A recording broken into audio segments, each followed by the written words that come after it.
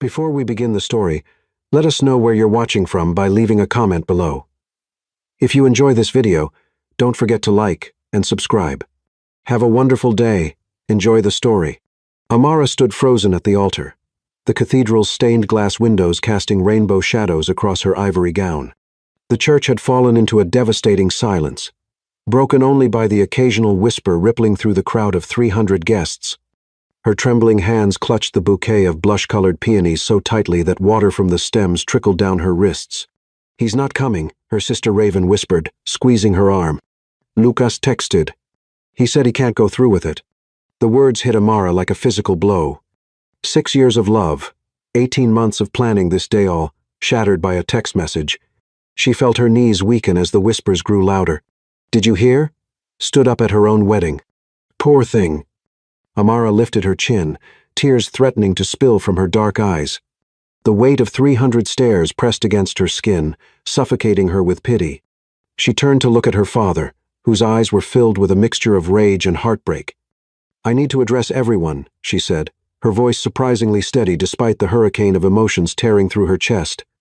Raven handed her the microphone meant for their vows. Amara took a deep breath, her fingers leaving damp prints on the metal. "Thank you all for coming today," she began, her melodic voice echoing through the cathedral. "As you may have guessed, there's been a change of plans. Lucas won't be joining us." A collective gasp rippled through the crowd. "Please enjoy the reception. The food and music are paid for, and there's no reason to waste it." She attempted a smile that didn't reach her eyes. "I'd appreciate some privacy now." As she turned to walk back down the aisle alone, her vision blurred with unshed tears. The cathedral doors loomed ahead, promising escape from this beautiful nightmare. Each step felt like walking through quicksand in her custom-designed heels, the 20-foot train of her dress dragging behind her like the weight of her shattered dreams. Just as she reached the middle of the aisle, a man she didn't recognize stood up, tall with broad shoulders. His deep brown skin seemed to glow against his charcoal gray suit. His eyes, intense and compassionate, locked with hers. "Wait," he said, his voice deep and smooth like aged bourbon. The entire church held its breath. Amara froze, clutching her bouquet like a lifeline. The stranger stepped into the aisle, blocking her path to the exit. He was breathtakingly handsome, strong jaw, full lips, and eyes that seemed to see straight through to her soul. "I don't know you," she whispered, suddenly aware of how vulnerable she must look. "My name is Zane Brooks," he said, his voice low enough that only she could hear. "I came with your cousin Sage. I know this sounds crazy, but I believe in destiny." He took a step closer, the scent of sandalwood and something uniquely him enveloping her. "Marry me instead." Amara blinked, certain she'd misheard him. "What?" "Marry me," he repeated, his eyes never leaving hers. "Not legally, not permanently, just for today. Don't let him steal this moment from you." "Are you insane?" she whispered fiercely, though something inexplicable stirred in her chest.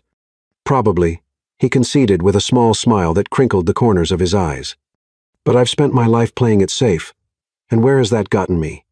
I look at you, and I see someone brave enough to love completely, someone who deserves better than what just happened." He extended his hand, strong with long fingers and a simple silver ring on his right hand. "Let me help you rewrite this day. We can figure out the rest later. Perhaps it was the shock. Perhaps it was the madness of the moment. Or perhaps it was something deeper, some recognition that passed between them, souls connecting across a crowded church on what should have been the most important day of her life." "You don't even know me," Amara said, her voice barely audible. "I know enough," Zane replied. "I know you deserve to walk out of here with your head high. I know sometimes the universe puts people exactly where they need to be." A tear finally escaped, trailing down Amara's cheek. Zane gently caught it with his thumb, the brief touch sending an unexpected current through her body. "Trust me," he whispered. "Just for today." In that moment, something shifted inside Amara. The humiliation and heartbreak were still there, but alongside them bloomed something newer, wild, reckless courage. "Yes," she heard herself say, surprising even herself. A collective gasp rose from the guests. Raven rushed forward. "Amara, what are you doing? You don't know him." But Amara suddenly felt more certain than she had all day. "I'm rewriting my story," she said. handing her bouquet to her stunned sister. She turned to face the man, this stranger named Zane, and offered her hand. As his warm fingers closed around hers, she felt an inexplicable sense of rightness wash over her. "Pastor James," she called out to the bewildered officiant still standing at the altar. "I believe we still have a wedding to conduct."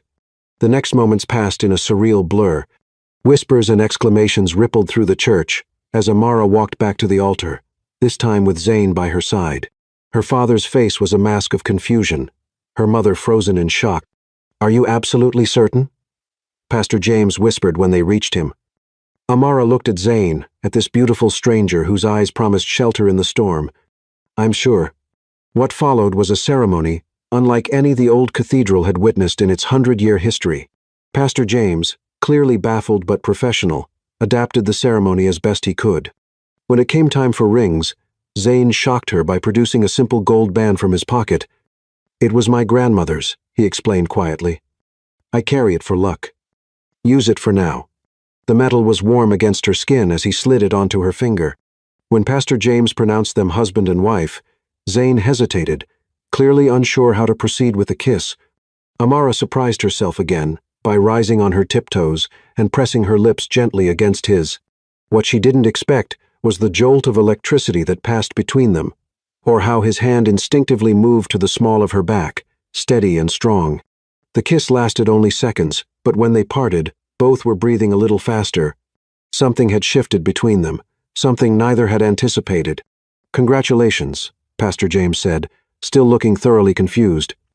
Zane offered his arm, and together they walked back down the aisle past rows of shocked faces. Amara caught glimpses of her bridesmaids' stunned expressions, her mother's frozen smile, her father's suspicious glare, but for the first time that day, she didn't feel the weight of their stares. All she felt was the steady presence of the man beside her, and a strange, unexpected lightness in her chest. As they reached the cathedral doors, sunlight streamed in, momentarily blinding them. Zane paused before pushing the doors open. "Are you ready?" he asked, his voice a gentle rumble. Amara took a deep breath and looked up at him, this stranger who was now, through some bizarre twist of fate, her husband for the day. "No," she admitted with a small, genuine laugh that surprised even her. "But let's do it anyway."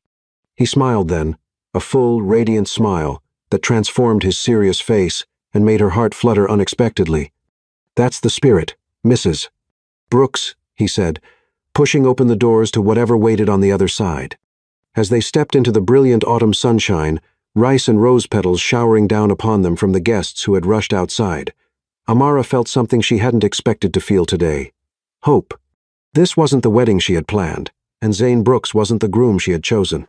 But as his warm hand held firmly to hers, she couldn't help feeling that perhaps, just perhaps, the universe hadn't abandoned her after all. Little did she know that the handsome stranger beside her, the man who lived in a modest cabin and claimed to be a struggling writer, was actually Declan Brooks Harrington, the reclusive billionaire whose technology had revolutionized renewable energy across the globe. A man who had spent the last 3 years hiding from his own life, searching for something real in a world that had only ever valued him for his wealth. As they ducked into the waiting limousine paid for by the absent Lucas, neither realized that their impulsive decision had just set them on a collision course with destiny, one that would challenge everything they thought they knew about love, trust, and second chances. Chapter 2. Shelter in the Storm. The limousine pulled away from the cathedral, leaving behind a crowd of bewildered guests.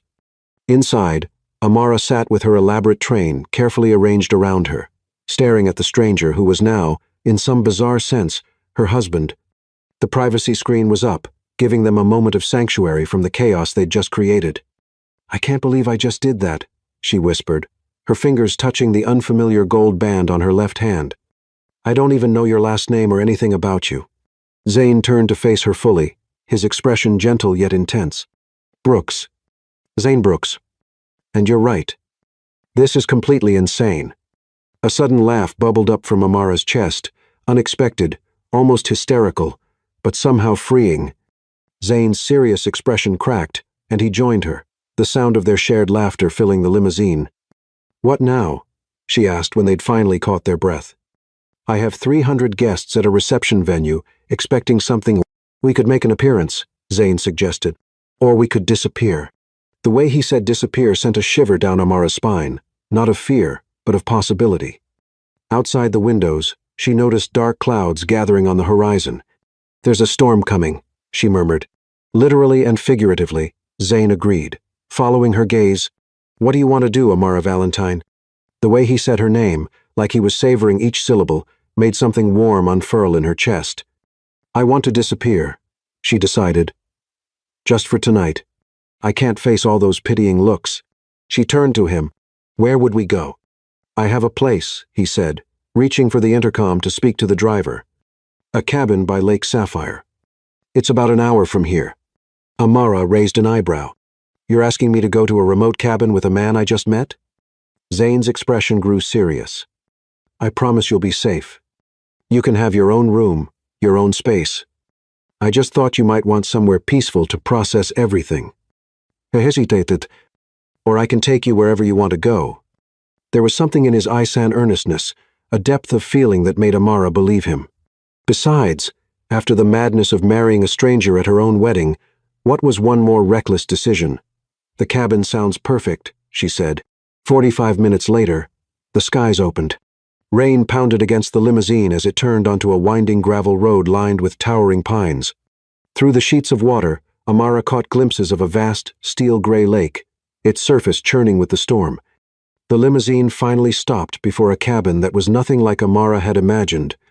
Rather than the rustic shack she'd envisioned, this was a gorgeous structure of glass and cedar, its broad windows facing the turbulent lake. Not ostentatious, but certainly not modest either. "You live here?" she asked as Zane helped her gather her enormous dress. "Part-time," he replied. "It's where I come to write." They made a dash for the covered porch.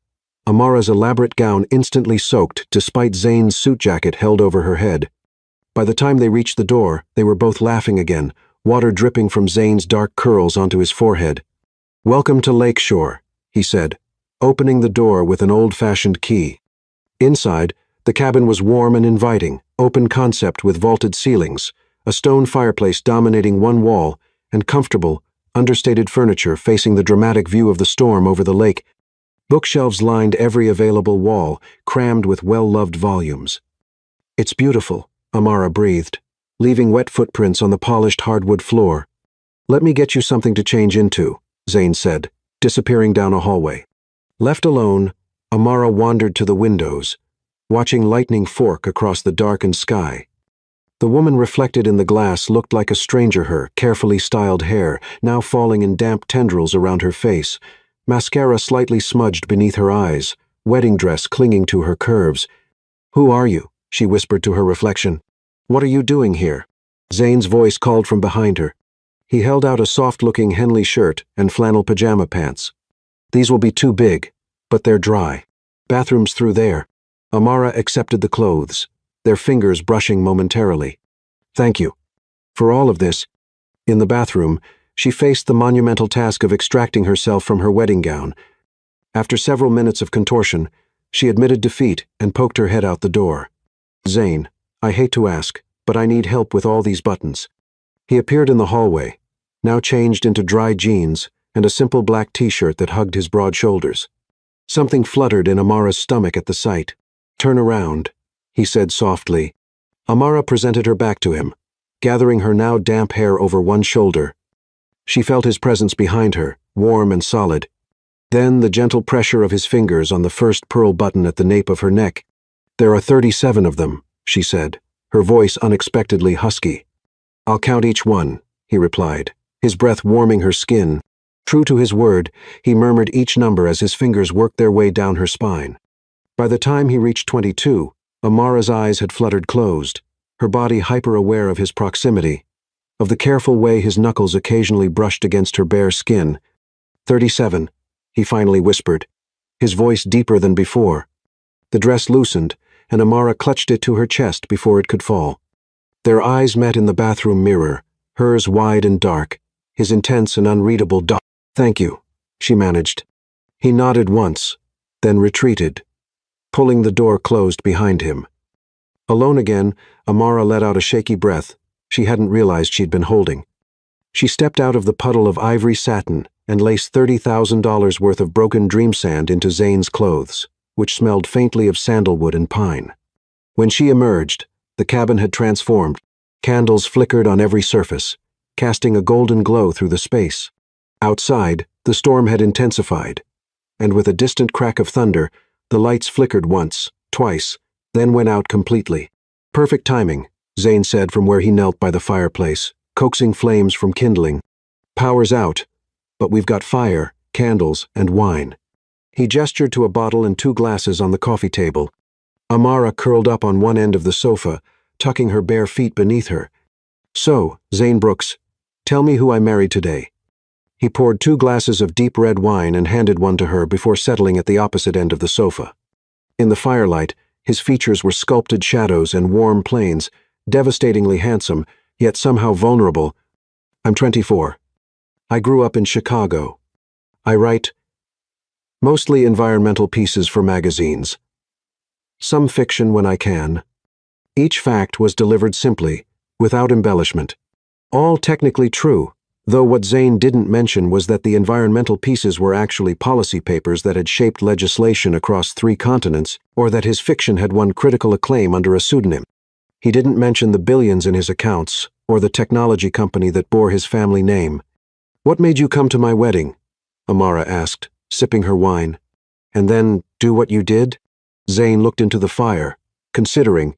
Your cousin Sage and I know each other through mutual friends. When her date canceled, she invited me. He turned his intense gaze back to Amara. As for the rest, I saw something in your eyes when you stood there, alone a fire that shouldn't be extinguished, a strength being tested.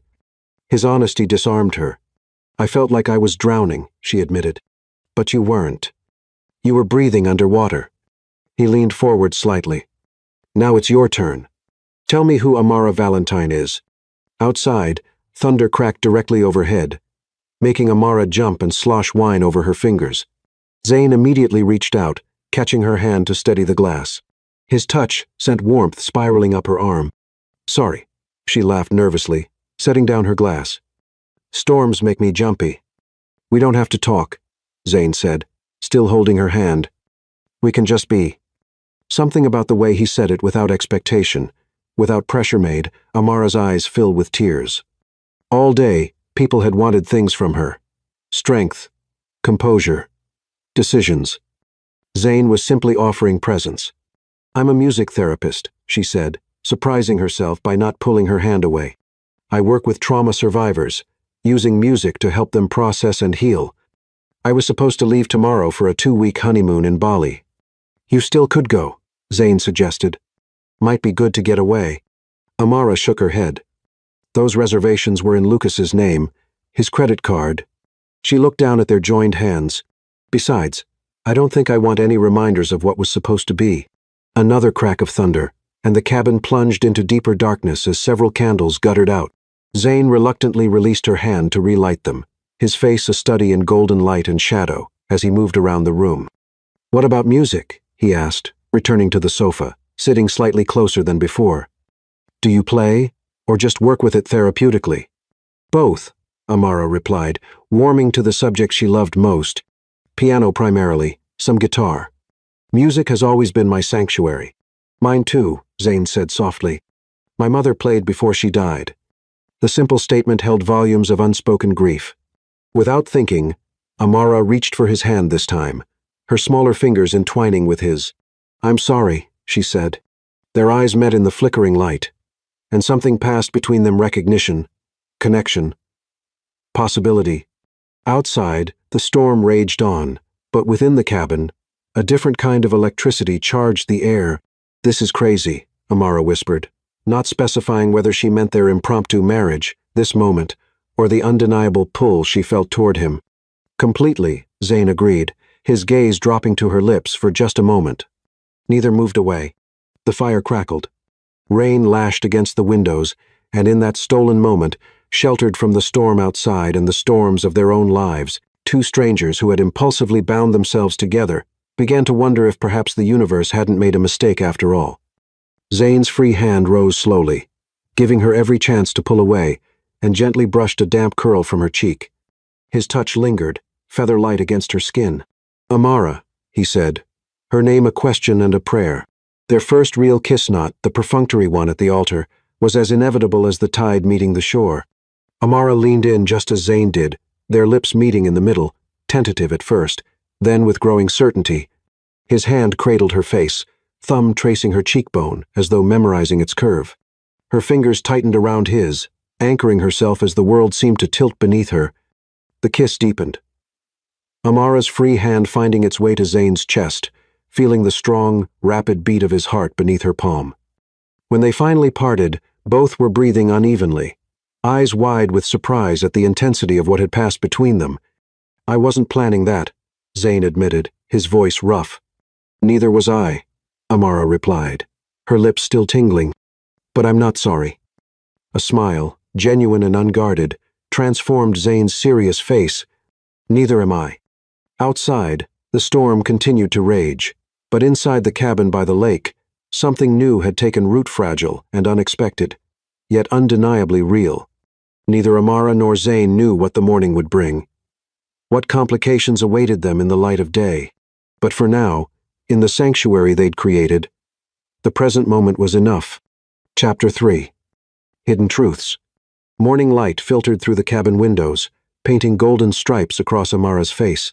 She stirred, momentarily disoriented by the unfamiliar surroundings before the events of the previous day came rushing back. The wedding, the abandonment. Zane. She sat up on the sofa where she had eventually fallen asleep after hours of conversation, punctuated by increasingly passionate kisses. Zayn had insisted she take his bed, but Amara had refused, unwilling to displace him further after all he'd done. Now a soft blanket she didn't remember having covered her, and the scent of coffee perfumed the air. "Good morning." Zayn's deep voice came from the kitchen area. He stood at the counter, 2 mugs in hand, looking unfairly handsome in the morning light. His curls were tousled from sleep, and he wore a fresh t-shirt that stretched across his broad shoulders. "You're still here," Amara said, then immediately felt foolish. Of course he was here. It was his cabin. Where else would I be? He approached, offering a steaming mug. "I wasn't sure how you take it." "Black is fine," she said, accepting the coffee, careful not to let their fingers touch. In the sobering light of day, she felt suddenly shy about the intimacy they'd shared the night before. Zayn settled into an armchair across from her, giving her space. "How are you feeling?" Amara considered the question, taking a sip of the surprisingly excellent coffee. "Like I'm in someone else's life," she admitted. "Everything that happened yesterday feels surreal." "Understandable." Zayn's gaze was steady, patient. "What would help you feel grounded?" The question surprised her, thoughtful in a way few people had ever been with her. Most people, including Lucas, always seemed to want something from her time, her energy, her care. Zayn simply offered presence. "I should probably check my phone," she sighed. "Face reality. It's charging in the kitchen." Power came back around dry. Null am. Amara nodded her thanks and padded to the kitchen, Zayn's oversized clothes dragging beneath her feet. Her phone, plugged in beside a sleek laptop she hadn't noticed the night before, showed 97 missed calls and hundreds of texts. "Oh, God." She groaned, scrolling through the notifications. Most were from her mother, Raven, and friends, expressing varying degrees of shock, concern, and, in her mother's case, outrage. But it was the text from Lucas that made her blood run cold. "What have you done? Who is this guy?" "I was just late." "Just late?" she whispered incredulously. "By an hour and a half?" She felt Zayn's presence behind her before she saw him, a warmth that somehow steadied her racing heart. "Bad news?" he asked quietly. "Lucas claims he was just late, not that he wasn't coming at all." She turned to face Zayn, suddenly aware of how close they were standing. Why would Raven say he wasn't coming if that wasn't true? Zayn's expression darkened. "Would you like me to find out?" There was something in his tone, a quiet authority, a certainty that he could get answers if he wanted them that caught Amara's attention. But before she could respond, her phone rang in her hand. "Raven." "I should take this," she said. Zayn nodded and moved away, giving her privacy. "I'll make breakfast." Amara took a deep breath and answered. "Raven?" "Amara." Her sister's voice was frantic. "Where are you?" Are you okay? Everyone's losing their minds. Who is that man? The questions came rapid fire, giving Amara no chance to answer. Raven, slow down. I'm fine. I'm safe. But where are you? Mom is about to call the police. I'm at Zane's cabin by Lake Sapphire. Amara watched as Zane moved efficiently around the kitchen, cracking eggs into a bowl. And please don't call the police.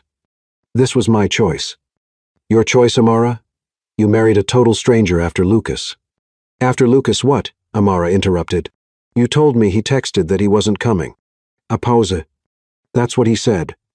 Yet now he's claiming he was just late. Another, longer pause. I might have paraphrased. His actual text said he was having second thoughts and needed time, but he was on his way. I thought it was kinder to just tell you he wasn't coming at all. Amara felt her temper flare. So I'd move on faster with the first stranger who offered. I was trying to protect you. Raven's voice cracked. He's been texting that woman again. Amara. Chloe, from his office. I saw the messages when he asked me to check his phone for the florist's number last week. He's been having an affair. The news hit Amara like a physical blow. She sank onto a kitchen stool, suddenly grateful for the solid countertop beneath her elbows. Why didn't you tell me? She whispered. I tried the night before the rehearsal dinner. But you were so happy, so excited. You said whatever I had to say could wait until after the honeymoon. Fragments of memory came back to Amara Raven trying to talk to her, Amara brushing her off, too caught up in final wedding details to pay attention. I'm so sorry, Amara, Raven continued, her voice small. I thought I was doing the right thing yesterday. When he texted about having doubts, about Chloe maybe coming to the church, I just couldn't let him hurt you like that in front of everyone. Amara closed her eyes, processing. So instead, I married a man I'd never met. Are you okay? Has he hurt you? No, Amara said firmly, glancing at Zane, who was studiously pretending not to listen while he cooked. He's been nothing but kind. Mom wants you to come home. We can sort everything out. Get the marriage annulled. I need time, Raven, to think. Amara ran a hand through her tangled curls. Tell Mom I'm safe, and I'll call her later. Okay. After extracting a promise from her sister not to share her location with anyone else, Amara ended the call and set the phone down with shaking hands. Everything all right? Zane asked, sliding a plate of fluffy scrambled eggs and toast in front of her. Not remotely, Amara sighed, then recounted what Raven had told her. Zane listened without interruption, his expression growing increasingly troubled. When she finished, he reached out slowly, giving her time to pull away, and covered her hand with his. I'm sorry, he said simply. No one deserves that kind of betrayal. His touch anchored her, warm and steady. The irony is, if Raven had just told me about the affair when she found out, none of this would have happened. She stared down at the gold band still on her finger. I wouldn't have married Lucas. Or you. Zane withdrew his hand, something flickering in his eyes before his expression became carefully neutral. Do you regret it? What happened yesterday? The question hung between them, weighted with implications. Amara considered it honestly. I should, she finally said. It was impulsive and crazy, and potentially a legal nightmare. She looked up, meeting his gaze directly. But I don't regret it. Something like relief softened Zane's features. Neither do I.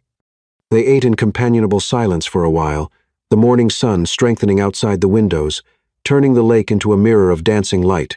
What would you like to do today? Zane asked as he cleared their plates, declining Amara's offer to help.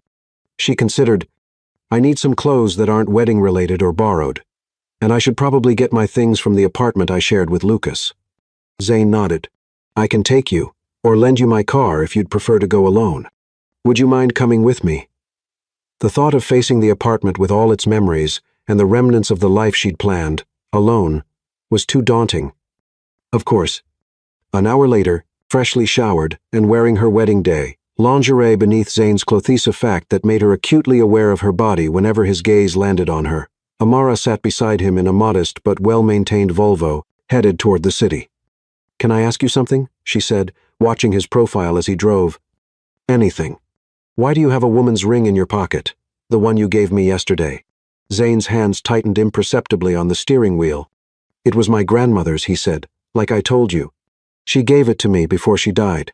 Told me to give it to someone special. A small smile touched his lips.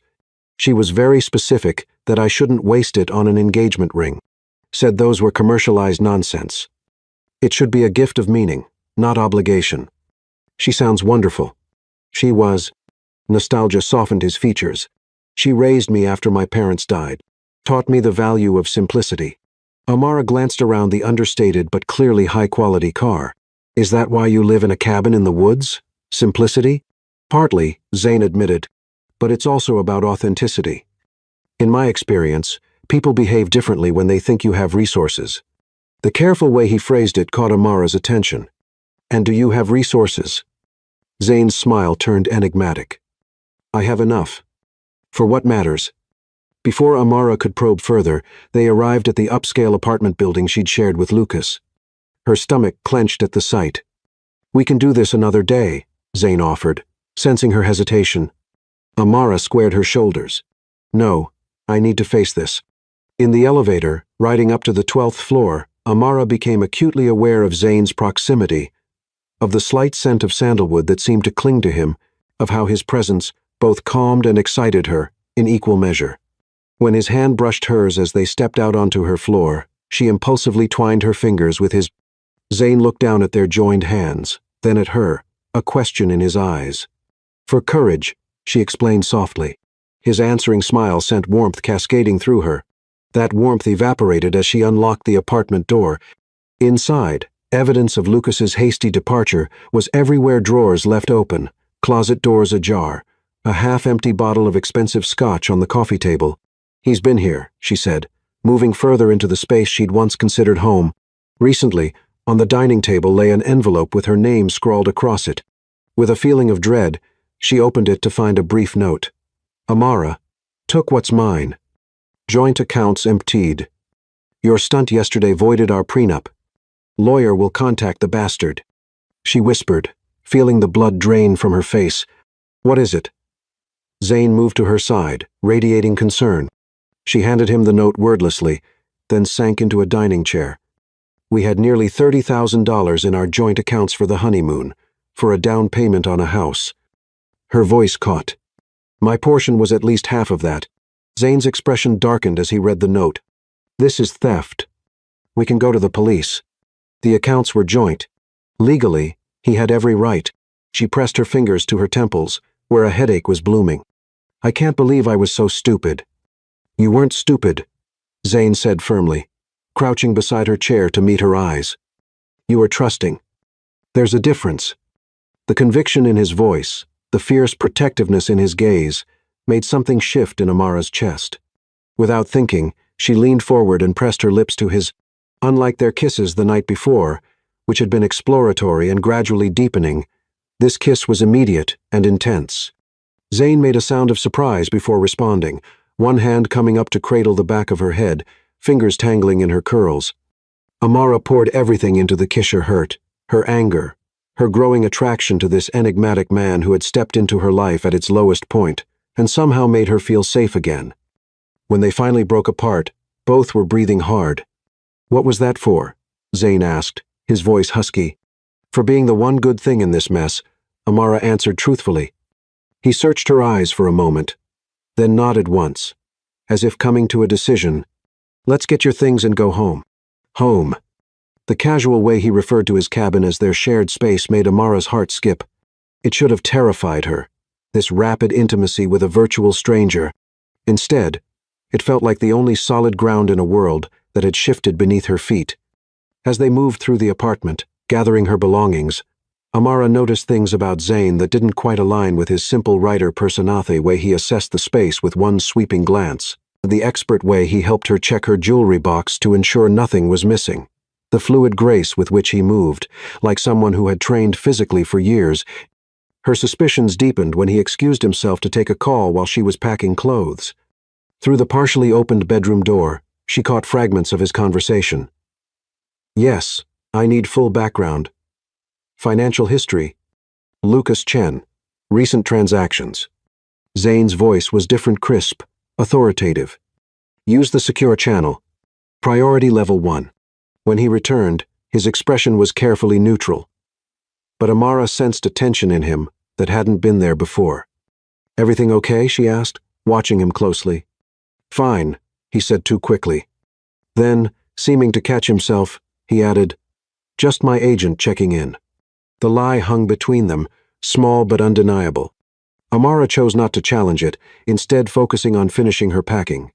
But as they loaded her bags into his car 30 minutes later, she found herself wondering just who Zane Brooks really was, and what secrets he might be hiding behind those intense, beautiful eyes that had already begun to feel like home. Chapter 4. The Melody Between Us.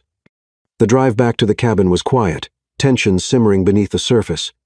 Questions burned on Amara's tongue, but something held her back from voicing them. For his part, Zane seemed lost in thought, his strong hands gripping the steering wheel a bit too tightly, his jaw set in a way that emphasized its perfect angle. As the landscape transitioned from urban sprawl to lush forest, Amara found herself studying his profile, trying to reconcile the gentle, thoughtful man who had held her through the night with the commanding voice she'd overheard on the phone. There was a duality to him that both intrigued and unsettled her. "You're staring," Zane said without taking his eyes off the road, a small smile playing at the corners of his mouth. "I'm observing," Amara corrected. "There's a difference." He chuckled, the sound warm and genuine. "And what are you observing?"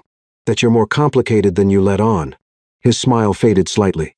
"Everyone's complicated, Amara."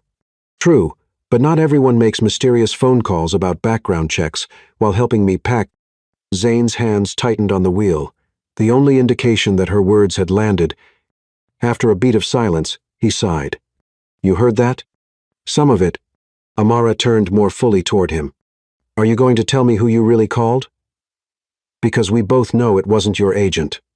The car slowed as they turned onto the gravel road, leading to the cabin.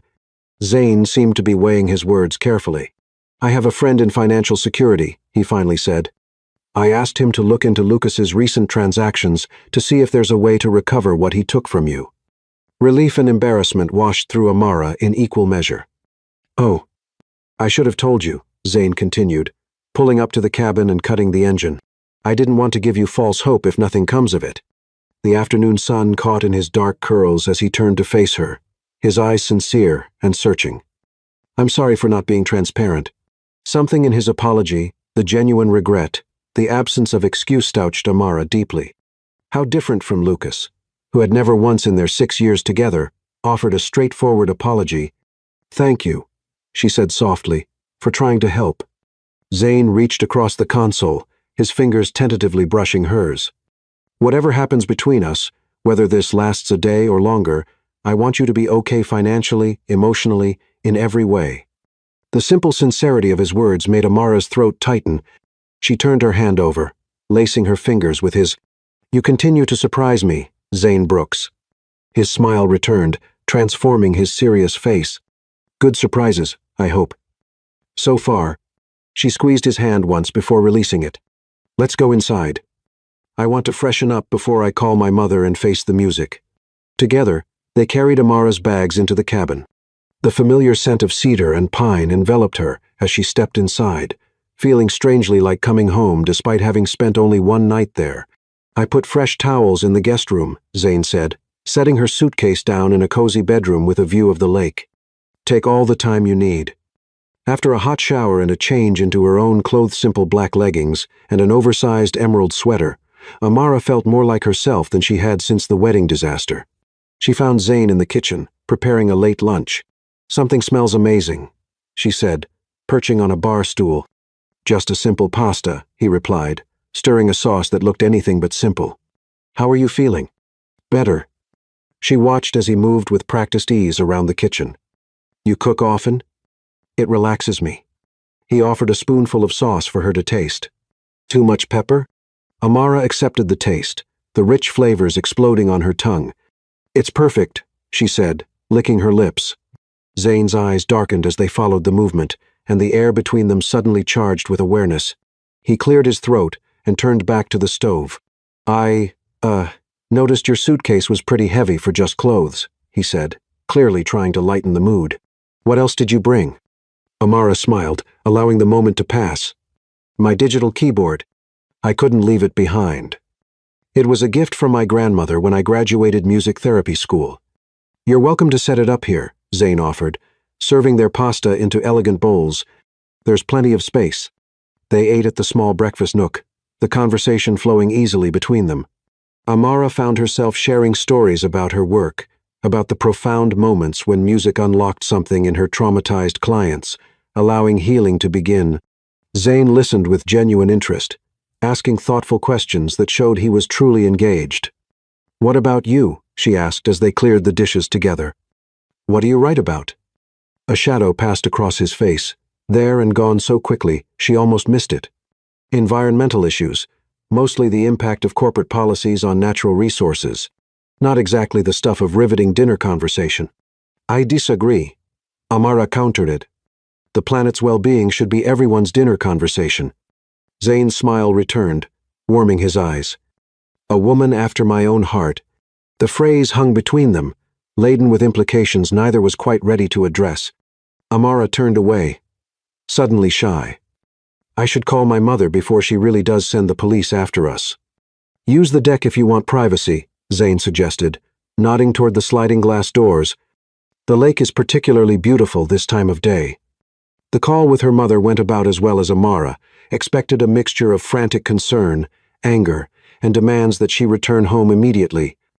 Amara held firm, explaining that she needed space and time to process everything, promising to visit in a few days. By the time she ended the call, the sun was beginning to set, painting the lake in shades of copper and gold. She found Zane in the living room, stoking a small fire against the evening chill. He had changed into dark jeans and a soft Henley that emphasized the breadth of his shoulders. Something about seeing him in this domestic setting, firelight playing across his features, made her heart beat faster. "How did it go?" he asked, straightening. "About as expected. She thinks I've lost my mind, but she's decided not to report me as a missing person. So that's progress." Zane smiled. "Small victories." "Very small." Amara wandered around the living room, trailing her fingers along the bookshelves. "You have an impressive collection." "Books are the best company," he replied, watching her move about the space. "At least, that's what I used to think." The implication in his words sent a pleasant warmth through her. She continued her exploration, stopping when she reached a section of wall covered by a large tapestry. "What's behind here?" she asked, curiosity piqued. Zane hesitated. "Nothing important." Something in his tone made Amara even more curious. She lifted the edge of the tapestry, revealing what looked like a door. "Secret room, Amara?" Zane started, but she had already pulled the tapestry further aside. "Is this a door? What's in there?" "Your writer's cave. Or maybe where you hide the bodies," she teased. Zane sighed, resignation in his posture. "Go ahead. Open it." Intrigued by his reaction, Amara turned the handle and pushed. The door swung open to reveal not a secret room, but a stunning grand piano, its polished surface gleaming even in the dim light. "Oh," she breathed, stepping inside what was clearly a small music room. "Zane, it's beautiful." He followed her in, reaching past her to turn on a lamp. The soft light revealed a Steinway concert grand, meticulously maintained, surrounded by acoustic paneling. "You play?" she asked, running her fingers reverently along the edge of the instrument. "Not really." His voice was tight with what sounded like pain. "My mother did." This was hers. Understanding dawned. "The one who died?" Zane nodded, his expression carefully neutral. "I keep it maintained, but I haven't heard it played in years." "May I?" Amara asked gently. Something flickered in his eyes: hesitation, vulnerability, longing. "Please." Amara sat at the bench, adjusting it slightly before placing her fingers on the keys. The piano was perfectly tuned, its action responsive and smooth beneath her touch. She began with something simple, a Debussy piece that always calmed her. The notes filled the small room, rich and resonant. As she played, Amara glanced up to find Zane leaning against the doorframe. His eyes closed, an expression of such yearning on his face that it made her breath catch. Without stopping, she transitioned into one of her own compositions. A piece she had written during a particularly difficult time in her life, when music had been her only solace. The melody was haunting, speaking of loss but also of hope, of finding beauty amidst pain. When the final notes faded, Zane opened his eyes. To her shock, they glistened with unshed tears. "That was," he began, then shook his head, apparently unable to find the words. "One of my compositions," Amara said softly. "It's called After the Storm." "It's extraordinary," Zane whispered. "You're extraordinary." The naked emotion in his voice made something unfurl in Amara's chest, a flower opening to the sun after a long winter. She rose from the bench and moved toward him, drawn by a force she didn't want to resist. When they were just inches apart, she reached up and touched his face, her fingers tracing the strong line of his jaw. "Thank you for sharing this with me. I know it wasn't easy." Zane caught her hand, pressing a kiss to her palm that sent shivers racing up her arm. "Nothing about you is easy, Amara Valentine," he murmured against her skin. "You tear down my carefully constructed walls like they're made of paper. Is that a bad thing?" she whispered, her free hand coming to rest on his chest, feeling the strong, rapid beat of his heart. "Terrifying," he admitted, his eyes never leaving hers, and exhilarating. Their lips met in a kiss unlike any they had shared before, not tentative like their first, not desperate like at the apartment, but deep and searching, as if they were both seeking answers to questions they hadn't yet voiced. Zane's arms encircled her, drawing her closer until there was no space between them. Amara felt herself melting into him, her body recognizing something. Her mind was just beginning to understand that whatever this was between them, it was rare and precious, and worth exploring. When they finally broke apart, both breathless, the decision had already been made in the spaces between heartbeats, in the way their eyes spoke volumes their lips had yet to form. "Amara." Zane breathed her name like a prayer. "Are you sure?" In answer, she took his hand and led him from the music room, through the living room with its crackling fire, down the hallway to his bedroom, a space she had glimpsed but not entered the night before. Under the silvery light of the moon streaming through the windows, they undressed each other slowly, reverently, each touch an exploration, each kiss a discovery. When they finally came together on his bed, skin against skin, Amara felt as though she had been waiting for this moment her entire life, without knowing it. Zane worshipped her body with a devotion that brought tears to her eyes, his hands and lips mapping every curve, every sensitive spot. When he finally joined his body with hers, Amara gasped at the perfect rightness of it, at how completely they fit together. They moved as one, finding a rhythm as natural as breathing, as inevitable as the tide. And when passion crested and broke over them in waves of pleasure, Amara cried out his name, feeling something fundamental shift within her, a realignment of her heart's true north. Afterward, as they lay tangled in each other's arms, sweat cooling on their skin, Zane pressed a kiss to her forehead. "I wasn't expecting you," he whispered into the darkness. "In my life, in my heart." Amara lifted her head to look at him, finding his eyes vulnerable and open in a way they hadn't been before. "I wasn't expecting any of this," she admitted. "But I'm not sorry it happened. Neither am I." His fingers traced lazy patterns on her bare back. "Though there are things about me you should know." Amara pressed a finger to his lips. "Tomorrow. For tonight, let's just be Zane and Amara. Nothing more, nothing less." He kissed her fingertip, then drew her closer. "I can do that."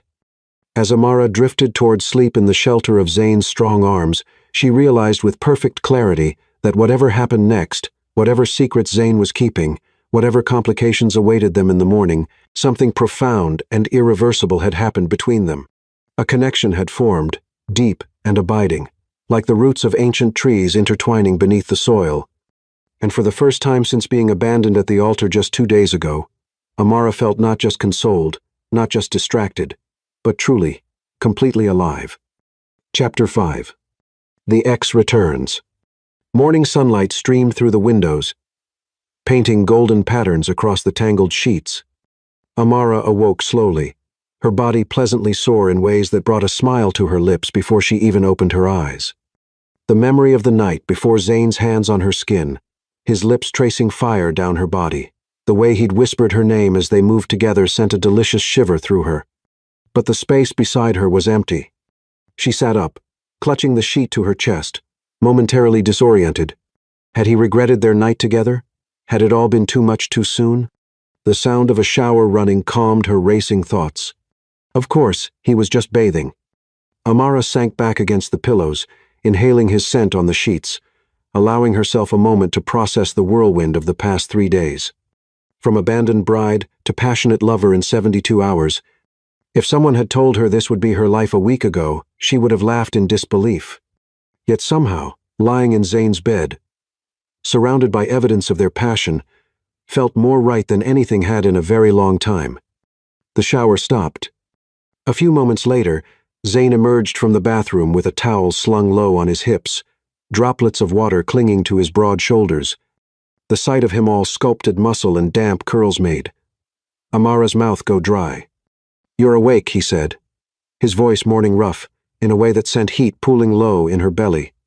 "I was hoping to surprise you with breakfast in bed." "This is a pretty good surprise, too," Amara replied, unabashedly admiring him. A slow smile spread across Zane's face as he recognized the desire in her eyes. "See something you like?" "Definitely." Amara let the sheet fall slightly, revealing the curve of her breast. In 2 strides, Zane was at the bedside. He leaned down, bracing his hands on either side of her, and captured her lips in a kiss that started gentle but quickly blazed into something more urgent. Amara reached up, her fingers threading through his damp hair, pulling him closer. "You're dangerous," he murmured against her lips. "I had plans today." "What kind of plans?" She nipped playfully at his lower lip. "Responsible ones." He groaned as her hand trailed down his chest toward the towel. "That involved actually leaving this bed." "Overrated," Amara whispered, tugging the towel loose and drawing him down to her. Their lovemaking was different from the night before, playful and urgent, where it had been tender and exploratory. Afterward, they lay tangled together, breathless and laughing. "I think you've thoroughly derailed my morning," Zane said, pressing a kiss to her temple. "Worth it?" Amara asked, tracing lazy patterns on his chest. "Absolutely." He caught her hand, bringing it to his lips. "But we should probably eat something. Human bodies need fuel, especially after—" He raised an eyebrow suggestively. "Are you offering to cook for me, Zane Brooks?" "I'm offering to worship you in every way I know how, Amara Valentine," he replied, his tone light, but his eyes serious in a way that made her heart skip. "Food is just one of them." As Zane prepared breakfast, wearing only pajama pants that hung low on his hips, Amara called her sister from the deck, dressed in one of Zane's shirts that fell to mid-thigh. Raven was relieved to hear from her, though still bewildered by the situation. "So, you're just staying with him? This stranger you married?" Raven asked, her voice pitched with concern. "He's not a stranger anymore," Amara replied, watching through the glass doors as Zane moved around the kitchen. "We've gotten to know each other quite well." The silence on the other end spoke volumes. "Amara, please tell me you're being careful, both emotionally and otherwise." "I'm a grown woman, Raven. I know what I'm doing." "Do you? 3 days ago, you were about to marry Lucas. Now you're with someone completely different. I'm worried about you." Amara sighed, recognizing the genuine concern in her sister's voice. "I understand why you're worried. This isn't like me, but Raven, there's something about Zane, something real and deep, and I can't explain it. I just need time to explore what this is." "Okay," Raven conceded. "But promise you'll meet me for coffee tomorrow in the city. I miss you. And Mom is driving me crazy with questions." "Promisey." As Amara ended the call, Zane appeared with 2 steaming mugs. "Everything okay?" he asked, handing her one. "Just my sister being protective." Amara took a sip of the perfect coffee. He'd remembered exactly how she liked it. "I promised to meet her in the city tomorrow." "I'll drive you," Zane offered immediately. "Thank you." She reached for his free hand. "For everything." His eyes softened as he brought her fingers to his lips. "You make it easy to want to take care of you, Amara, though I suspect you're perfectly capable of taking care of yourself." "I am," she agreed. "But it's nice not to have to sometimes." After breakfast, Amara set up her digital keyboard in the main room, near enough to the piano room that both instruments could be played without moving equipment. As her fingers danced across the keys, working on a new composition inspired by the tumultuous events of recent days, she watched Zane through the open door, sitting on the cabin's front steps with his laptop. He was so handsome it almost hurt to look at him, the strong line of his back, the way the sunlight caught in his curls. But it was more than his physical beauty that drew her. It was the way he listened when she spoke, truly listened, the way his eyes crinkled at the corners when he smiled, the way he made her feel both protected and free at the same time. Later, as afternoon faded toward evening, They walked along the lakeshore hand in hand, talking about everything and nothing. Amara found herself sharing dreams she'd never voiced to Lucas, her desire to compose a full symphony someday, her hope of opening a music therapy center for underprivileged children. "You could do it," Zane said, his conviction unwavering. "You have the talent and the heart for it." "It takes more than talent and heart," Amara sighed. "It takes money, which I'm a bit short on at the moment, thanks to Lucas." Zane stopped walking, turning to face her fully. "Money is just a tool, Amara. The right person with the right vision can always find it." Something in his Tonia's certainty beyond what a struggling environmental writer should possess tickled at the back of her mind. But before she could pursue it, Zane pulled her into his arms, his lips finding hers in a kiss that drove all questions from her thoughts. That evening, after they'd made dinner together, moving around the kitchen in perfect synchronicity as though they'd done it 1,000 times, Zane's phone rang. He glanced at the screen, his expression darkening. "I need to take this," he said, stepping out onto the deck. Through the glass doors, Amara could see his posture change, becoming straighter, more commanding. His face transformed into something harder, more remote than she'd ever seen.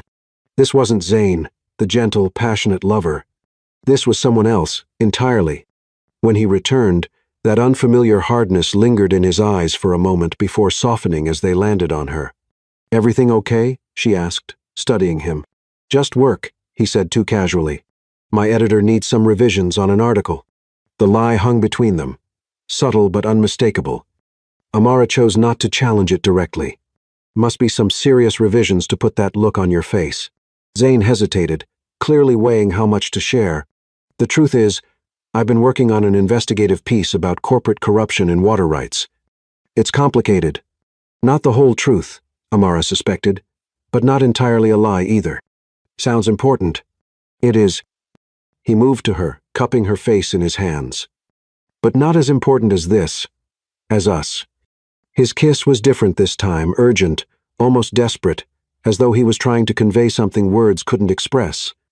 Amara responded in kind, her hands slipping beneath his shirt, kneading the feel of his skin against hers. They made love on the living room sofa, bathed in firelight, with a wild intensity that left them both trembling. Afterward, as Amara lay curled against him, she couldn't shake the feeling that something had shifted, that Zane was holding something back, something that troubled him deeply. "Zane," she whispered against his chest. "Hmm?" His fingers played idly with her curls. "Whatever it is that's bothering you, you can tell me." He was silent for so long that Amara thought he might not answer. Finally, he sighed, his chest rising and falling beneath her cheek.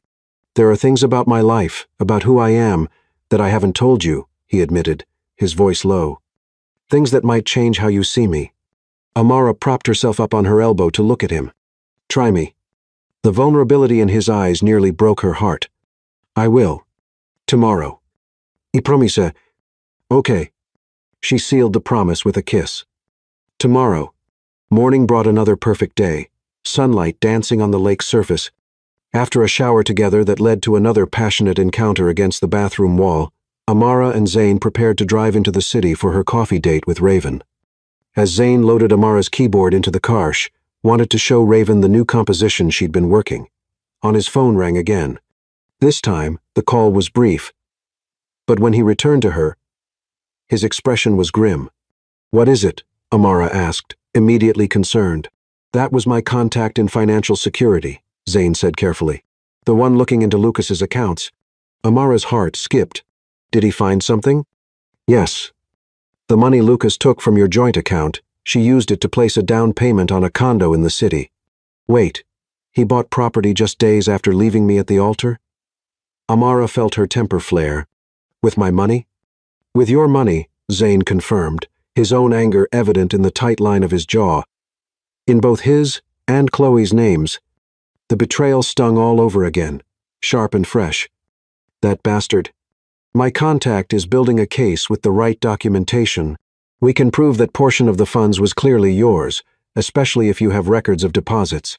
"I have everything," Amara said, determination replacing her anger. "Every paycheck, every deposit.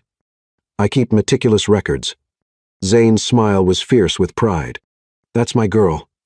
The phrase casual yet possessive sent a thrill through Amara that had nothing to do with financial justice. My girl. She liked the sound of it on his lips. The drive to the city was comfortable, filled with easy conversation and occasional touches Zane's hand on her thigh, her fingers playing with the hair at the nape of his neck when he stopped at traffic lights. They decided to meet Raven at a small cafe near the park, a place Amara had often visited to write music. I'll find parking and join you in a bit, Zane said as he pulled up near the cafe. Give you some sister time first. Amara leaned across the console to kiss him. Don't be too long. I want to show Raven the man who swept me off my feet. His answering smile was radiant. 10 minutes. 15 tops. The cafe was busy with mid-morning customers, but Amara spotted Raven immediately, her sister's bright blue braids distinctive among the crowd. She waved, making her way to the table. Amara. Raven stood, embracing her tightly. God, I've been so worried. I'm fine, Raven. Better than fine, actually. Amara couldn't help the smile that spread across her face. Raven's eyes widened as she studied her sister. Oh my God, you slept with him. Raven. Amara glanced around, but no one was paying attention. You did. Look at you. You're glowing. Raven pulled her into the chair. Tell me everything, and I mean everything. For the next several minutes, Amara found herself sharing more than she'd intended how kind Zane had been, how he listened in a way Lucas never had, how their connection felt almost cosmic in its intensity. And the sex, she confided, lowering her voice, is absolutely mind-blowing. Raven fanned herself dramatically. I need details. He's more than generous, Amara cut in, her cheeks warming at the memory. And very, very thorough.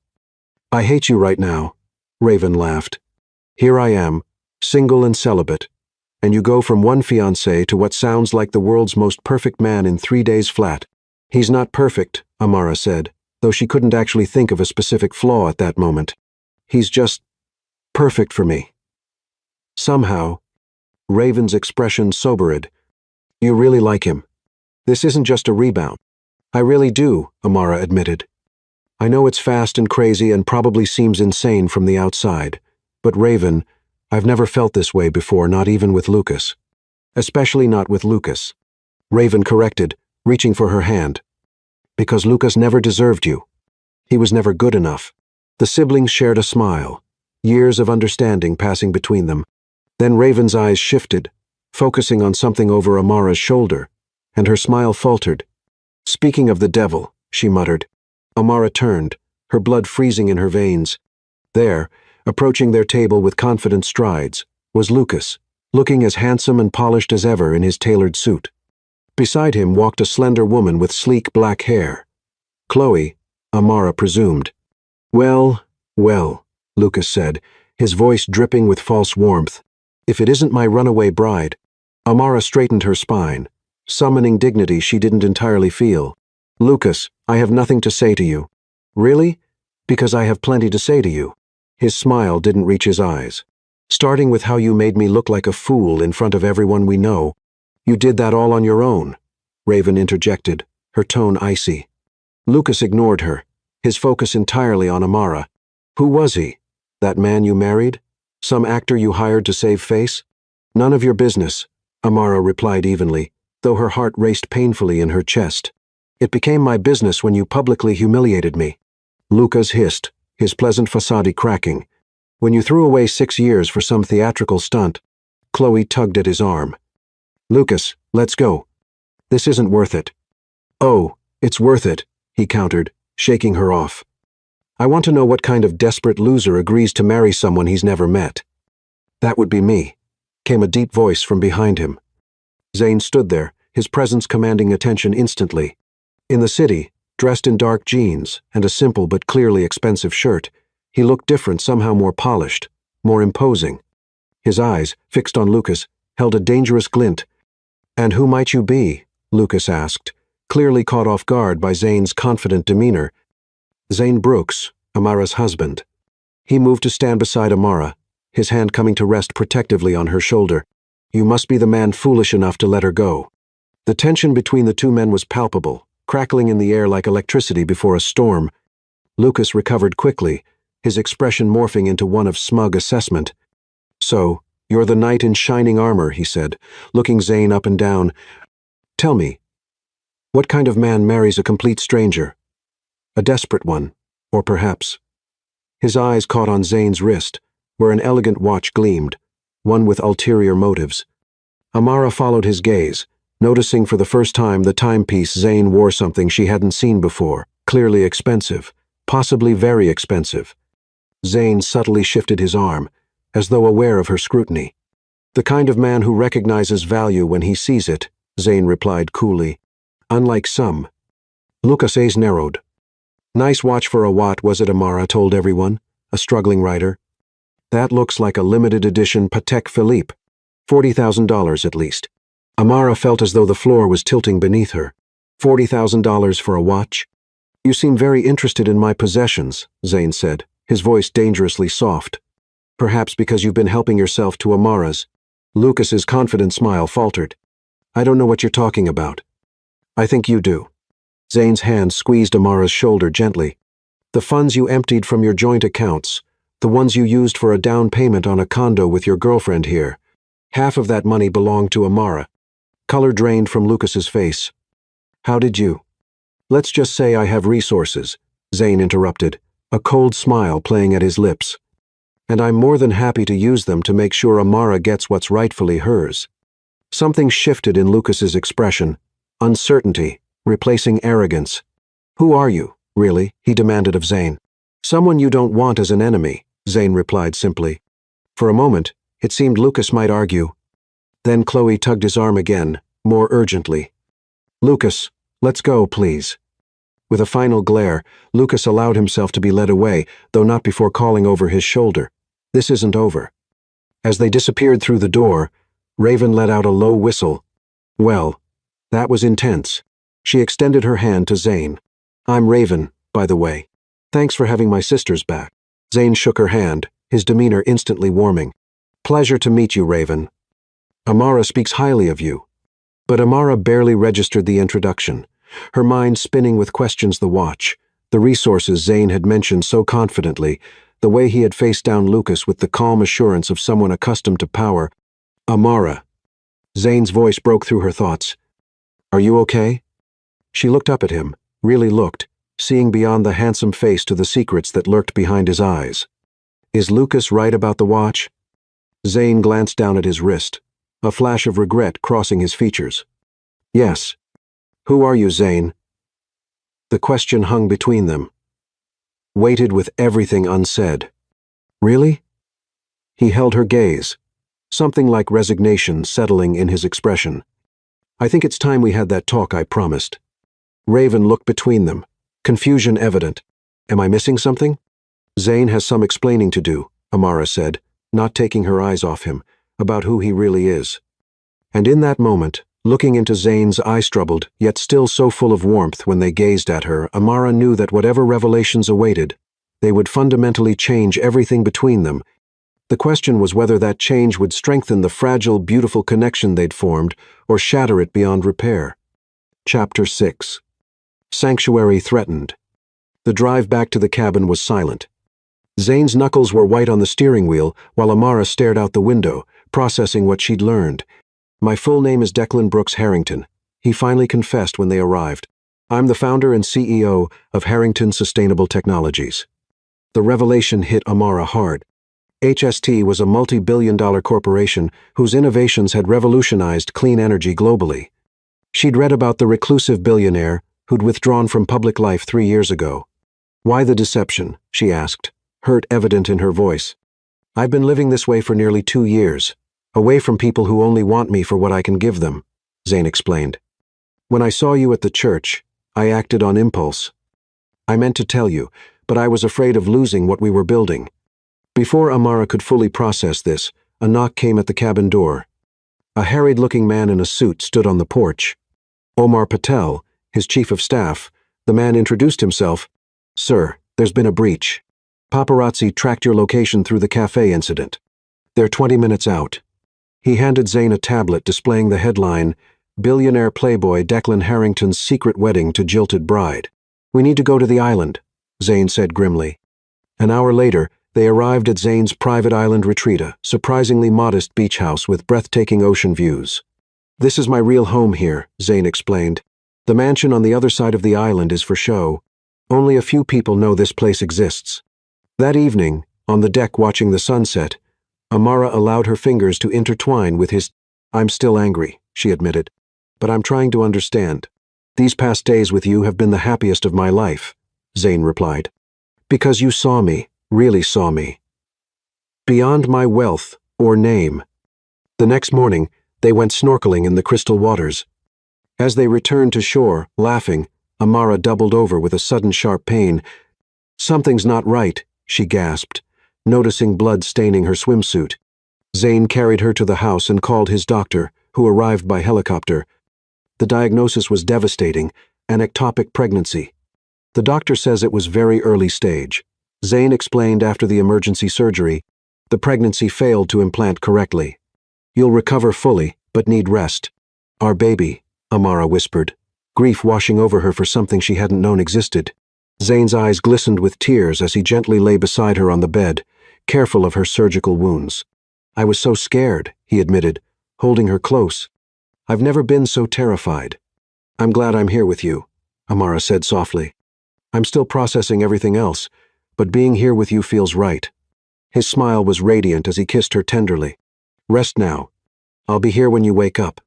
As Amara drifted to sleep in Zane's arms, she realized that somewhere between their impulsive wedding and this moment, she had fallen in love with him, billionaire or not. And for now, that was the only truth that mattered. Chapter 7. Truth laid bare. The drive back to Zane's cabin was tense, the revelation of his true identity hanging between them like a physical barrier. Amara stared out the window, her mind racing with questions and confusions. How could the gentle, thoughtful man she'd fallen for be the same Declan Harrington whose face occasionally graced business magazines? The billionaire who had revolutionized sustainable energy across the globe. Say something, Zane finally said, his voice low and strained. Please. Amara turned to study his profile, searching for signs of the stranger she'd apparently married. I don't know what to say, Zane. Or should I call you Declan now? Pain flashed across his features. I've always been Zane to the people who matter. Declan is for boardrooms and press releases. And which am I getting? The real you or the carefully crafted image? He pulled the car to the side of the road, cutting the engine and turning to face her fully. Everything between us has been real, Amara. Every word, every touch, every moment. The only thing I concealed was my last name and bank balance. That's a pretty significant thing to conceal, she countered, though the naked vulnerability in his eyes made her heart ache despite her anger. I know. He ran a hand through his dark curls, a gesture she now recognized as a sign of his distress. When you live with the kind of wealth I have, you learn quickly that most people don't see you.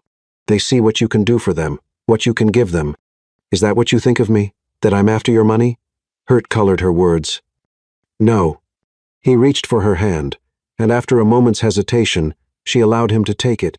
That's why I didn't tell you. With you, for the first time in years, I was just Xananot, the CEO, not the billionaire, not the eligible bachelor the media loves to speculate about, just a man falling for an extraordinary woman. The sincerity in his voice was undeniable. But Amara pulled her hand away, needing physical distance to think clearly. Take me back to the cabin. I need time to process this. The rest of the drive passed in silence. When they arrived, Amara went straight to the guest room she'd never used, needing space to sort through the tangled emotions coursing through her. Through the window, she watched as Zane made call after call, his posture radiating tension as he paced the deck. An hour later, a knock came at her door. She opened it to find Zane standing there, his expression a mixture of regret and determination. I've made arrangements, he said, to mitigate the press situation. What press situation? Amara asked, confused. In answer, Zane handed her his tablet. On the screen was a gossip site with the headline, Billionaire Playboy Declan Harrington's Secret Wedding to Jilted Bride. Below was a photo of them leaving the cafe, Zane's hand protectively at the small of her back, and beside it a picture clearly taken at the church. Someone had sold the shot of their impromptu ceremony. Oh God, Amara whispered. Scanning the article, which described her as either a gold digger or a victim of Harrington's well-documented obsession with saving beautiful women. "It gets worse," Zane said grimly, taking back the tablet and scrolling to another site. This one speculated that their marriage was a publicity stunt, suggesting Amara had been paid to participate in a billionaire's bizarre fantasy. "How did they find us?" she asked, sinking onto the edge of the bed. "The cafe, most likely. Someone recognized me." Tipped off the press, Zane's jaw tightened. "It was careless of me to go out in public. I should have known better. Is this your life? Always hiding? Always watching what you say and do?"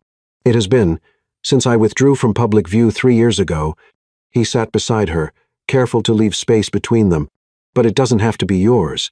He sat beside her, careful to leave space between them. "I've contacted my legal team. We can have the marriage annulled quietly, with a generous settlement to ensure your financial independence. You can return to your life, free from all of this." Amara stared at him, stunned by the offer. "Is that what you want?"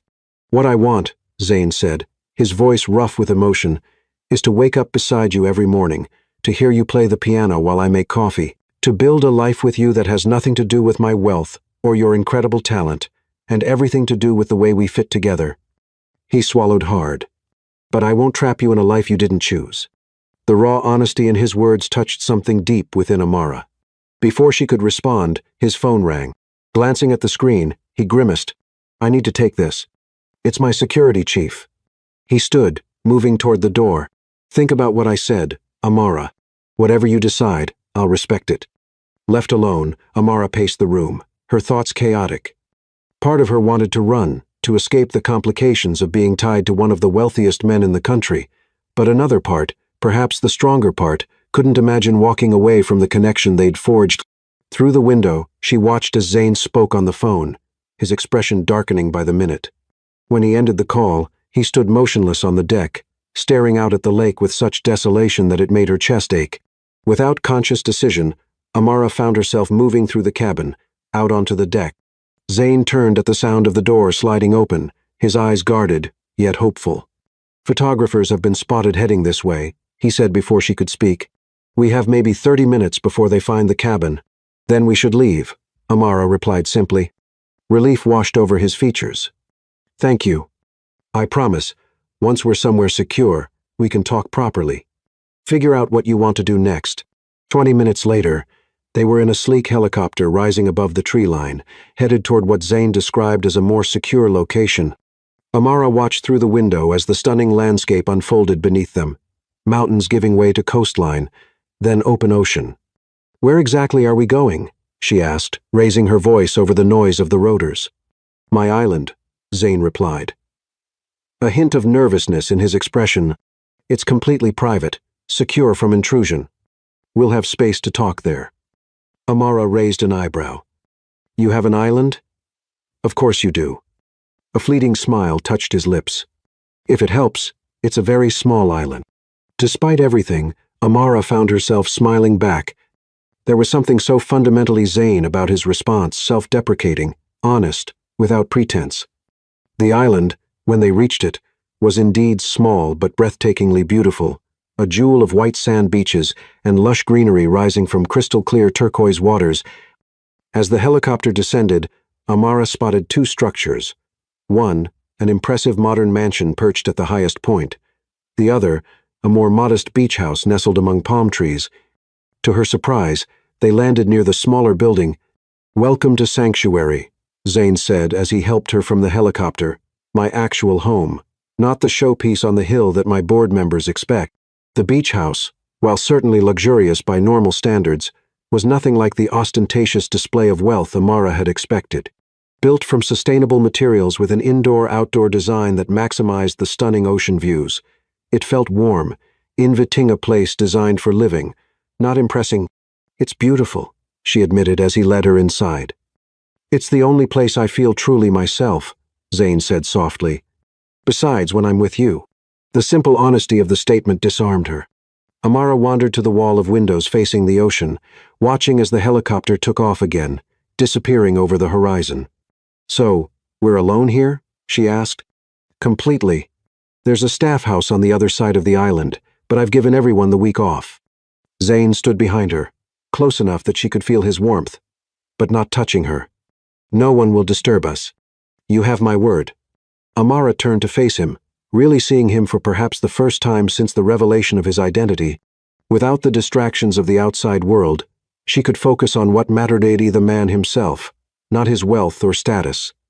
"I need you to tell me everything, Zayn," she said firmly. "No more secrets, no more half-truths. If there's any chance for us, I need complete honesty." Relief washed over his features. "Does that mean there could be a chance for us?" "I'm here, aren't I?" she replied, surprised by the surge of tenderness she felt at the hope in his eyes. "Now talk." For the next 2 hours, sitting on the deck with the ocean breeze caressing their skin, Zayn told her everything. How he'd built his company from a dorm room idea to a global enterprise. How his passion for sustainable technology had driven every innovation. How the pressure and isolation of extreme wealth had slowly corroded his ability to trust, to form genuine connections. And finally, the darkest chapter: how his former fiancée, Tara Summers, had been secretly recording their intimate conversations to sell to tabloids, planning to divorce him after the wedding to claim half his fortune. "I discovered it by accident," Zayn said, pain-etching lines around his eyes. "Found the recordings on her phone when I was looking for a photo she'd taken of us. Confronted her the night before our rehearsal dinner." "What happened?" Amara asked, drawn into his story despite her lingering hurt. "She denied it at first. Then, when I showed her the evidence, He swallowed hard. She laughed. Said I was an easy mark. Too trusting. Too eager to believe someone could love me for myself." Amara's heart constricted at the raw anguish in his voice. "That's cruel." "The next day, she disappeared. Emptied one of my private accounts, $14 million, vanished." His hands tightened into fists on his knees. "The press had a field day, insinuated I'd done something to her, that I was responsible for her disappearance." "But you weren't," Amara said, a statement rather than a question. "No." His eyes met hers, vulnerable yet steady. "But the speculation was enough to trigger a board investigation, to put my company at risk. So I made a choice. I withdrew from public life, let my CFO become the face of the company, and created this sanctuary." He gestured to the island around them, where I could remember who I was beneath the billions, the brand, the speculation. Understanding dawned on Amara. "That's why you were living in the cabin. Why you let me believe you were just a writer." "I am a writer," he said with a small smile. "Environmental articles. Published under a pseudonym. But yes, the cabin was part of my recovery, I suppose. A way to live more authentically. Away from people who only saw my wealth. Until I saw you standing alone at that altar," Zayn corrected, "looking so broken yet so strong. I acted on impulse, did something completely out of character, married a stranger." She supplied, "The first real choice I'd made in years that had nothing to do with business strategy or public perception." His gaze was intense, searching, and I've never regretted it for a moment. The sincerity in his voice, the vulnerability in his eyes, cracked something open in Amara's chest. She reached across the space between them, taking his hand in hers. "I believe you," she said simply. Relief washed over his features, followed by cautious hope. "Where does that leave us, Amara?" She looked out at the ocean, gathering her thoughts. "I'm still processing everything. The man I've been falling for turned out to be someone more complicated than I imagined." She turned back to him. "But I think, at your core, you're still the Zayn who held me when I cried, who listened to my music like it was precious, who made me feel seen." Zayn rose, tugging her gently to her feet and into his arms. The familiar scent of him sandalwood and something uniquely his enveloped her, comforting despite her lingering uncertainties. "I want to deserve you," he murmured against her hair. "The money, the company, none of it matters compared to this." "To us?" Amara pulled back slightly to study his face. "It does matter, though. It's part of who you are, for better or worse, and it's going to affect our lives if we—" She hesitated. "If we stay together." "If?" Zayn's voice held a note of fear she'd never heard before. In answer, Amara rose on her tiptoes and pressed her lips to his. A gentle kiss that deepened as his arms tightened around her, drawing her closer until there was no space between them. When they finally parted, both breathless, Amara rested her forehead against his chest, feeling the rapid beat of his heart beneath her cheek. "I want to try," she whispered. "I want to see if what we've found together is strong enough to withstand the complications." Zane's hand came up to cradle the back of her head, his touch reverent. "I'll do whatever it takes, Amara. Change my life. Step back from the company. Anything to make this work." "No," she said firmly, looking up at him. "I don't want you to change who you are or what you've built. I just want honesty between us. Complete transparency." "You have it," he promised. "No more secrets." As the sun began to set, painting the sky in shades of gold and crimson, they sat together on the beach, Zane's arm around Amara's shoulders, her head resting against him. The silence between them was comfortable now, the tension of the day giving way to a tentative peace. "What do we do about the press?" Amara finally asked. "About the lies they're spreading?" Zane sighed, his breath stirring her curls. "We have options. My PR team can issue a statement, control the narrative, or we can stay hidden until something more interesting comes along. And if I want to go back to my life, my clients need me. We'll find a way," he assured her. "Security, privacy measures, whatever you need to feel safe and continue your work." Amara nodded, considering. Then another thought struck her. "Your company, Harrington Sustainable Technologies, that's what HST stands for. The company that's bringing clean water systems to developing countries. One of our major initiatives," Zane confirmed. "My father donated to your foundation last year," Amara said with a surprised laugh. It was a stretch for him financially, but he believed so strongly in the mission. Something like wonder dawned in Zane's eyes. "Your father supported my foundation?" He said it was the most transparent charity he'd researched, that every dollar actually went to the cause instead of administrative bloat. Amara shook her head at the irony. "He'd be thrilled to know I married the founder and terrified his daughter married someone with my reputation," Zane added ruefully. "We'll fix that," Amara said with sudden determination. "Clear your name. Tell the truth about Tara. I'm not letting you hide in the shadows anymore, Zane." He stared at her, clearly taken aback by her fierce advocacy. "It's not that simple. Coming forward means opening old wounds, facing scrutiny. Being true to yourself," Amara interrupted. "Living authentically, like you've been trying to do at the cabin, but for real this time, not just in hiding." Their eyes locked, a silent communication passing between them, challenge, consideration, acceptance. "Okay," Zane said finally. "We'll do it your way. Together." The word hung between them, full of promise and possibility. Together.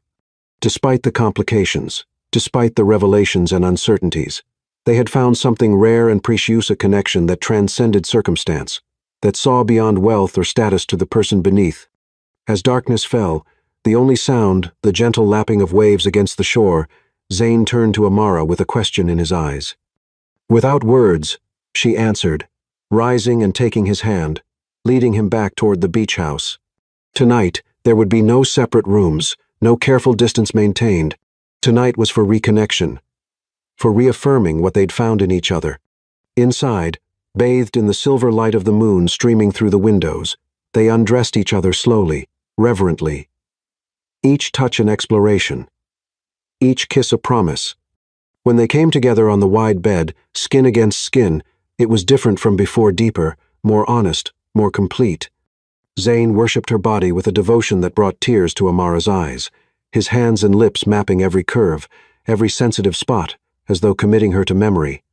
And when he finally joined his body with hers, Amara gasped at the perfect rightness of it, at how completely they fit together. "I love you," Zane whispered against her lips as they moved as one.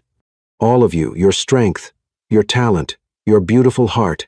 Tears spilled from Amara's eyes, overwhelmed by the emotion of the moment, by the truth she saw in his gaze. "I love you too," she whispered back. "The real you, Zane Brooks Harrington, all of you." Their release, when it came, was simultaneous. Powerful, a breaking and remaking that left them both trembling in its aftermath. Wrapped in each other's arms, breathing gradually slowing, they drifted toward sleep, secure in the knowledge that whatever challenges awaited them, they would face them together. No more secrets, no more hiding. Amara murmured, as sleep began to claim her. Zane's lips pressed against her temple. "I'm glad you married me that day, even though it was crazy. His arms tightened around her. Best impulsive decision of my life. As moonlight bathed their entwined forms, the truth of those words settled over them like a blessing. Sometimes, the most unexpected paths led to the most perfect destinations, and sometimes, a broken heart could find its missing piece in the most unlikely of places. Chapter 8. Lost Without You Morning. Sunlight streamed through the large windows of the beach house, painting golden patterns across the tangled sheets. Amara awoke slowly, her body pleasantly sore from the night of passionate reconciliation. Zane's side of the bed was empty, but she could hear the soft melody of a piano drifting through the open door. Wrapping herself in a silk robe she found hanging in the bathroom, Amara followed the music through the beach house. In the light-filled room overlooking the ocean, she found Zane seated at a grand piano, his fingers moving over the keys with surprising skill. "You told me you couldn't play," she said softly. Zane turned, a smile warming his face when he saw her. "I said my mother played. I didn't say I couldn't." "Another omission?" Amara asked. But there was no accusation in her tone. "A small one," he admitted. "I'm nowhere near your level. Just picked up the basics as a child." Amara crossed the room and slid onto the bench beside him, their bodies touching from shoulder to hip. "Play for me." He continued the simple, haunting melody, occasionally hitting a wrong note but playing with genuine feeling. "My mother composed this," he explained. "She never published her music, just played for herself, and for me." "It's beautiful," Amara said, resting her head on his shoulder. When the piece ended, Zane turned to press a kiss to her forehead. "Good morning." "Good morning," she replied, lifting her face to meet his lips properly. The kiss deepened quickly, hands beginning to wander until Zane reluctantly pulled away. "As much as I'd love to continue this," he said, his voice husky, "we need to talk about next steps." Reality intruded on their peaceful moment. "The press situation," Amara sighed. "Yes," Zane confirmed. "My PR team has been monitoring the coverage. It's not great." He led her to the kitchen, where breakfast was already prepared: fresh fruit, pastries, coffee brewed to perfection. As they ate, Zane showed her the latest headlines on his tablet. Billionaire's bizarre wedding. Who is Amara Valentine? And Harrington's mysterious bride. Gold digger or victim? "They're awful," Amara murmured, pushing the tablet away. "This is the world I've been hiding from," Zane said grimly. "But you were right last night. It's time to stop hiding. What do you suggest?" "An exclusive interview," he proposed, "with someone reputable. We control the narrative, tell our story on our terms." Amara considered this. "And what about Tara? The allegations?" "It's time to clear my name," Zane said, determination in his voice. "I've spent 3 years protecting a woman who tried to destroy me. No more." His hand covered hers on the table, and Amara turned her palm up to interlace their fingers. "I'm with you," she assured him. "Whatever you decide." The relief in his eyes was palpable. "There's something else we need to discuss," he said, his expression growing serious. "Our marriage?" Amara's heart skipped. "What about it?" "Legally, it's binding," Zane explained. "The minister filed the paperwork that day. But I want you to know that you still have choices. We can have it annulled, or—" He hesitated. "Or we can stay married. See where this takes us." The vulnerability in his eyes touched Amara deeply. "Are you asking me to be your wife for real this time?" "I'm asking if you'll consider it," Zane replied carefully. "Not because of how we started, but because of what we found." Amara thought about the whirlwind of the past week, from abandoned bride to this moment, deciding whether to commit to a man she'd known for just days. Yet in those days, she'd experienced more genuine connection, more honest emotion, than in 6 years with Lucas. "I'm not ready to say goodbye to what we have," she said finally. "So yes, let's stay married. See where it leads." Joy illuminated Zane's face, making him look younger, freer. He leaned across the table to kiss her, a kiss that spoke of gratitude and promise and passionate intent. After breakfast, Zane made several calls, setting in motion their plan to address the media situation. An interview was arranged with Harmony Quinn, a respected journalist known for her fairness and integrity. They would meet in 2 days at a neutral location. "That gives us time to prepare," Zane said as he ended the final call, "and to enjoy some peace before facing the storm." "What did you have in mind?" Amara asked, a smile playing at her lips. His answering grin was boyish and suggestive. How do you feel about exploring the island? There's a waterfall on the north side that's worth seeing. The day passed in a beautiful haze of discovery both of the island's natural wonders and of each other.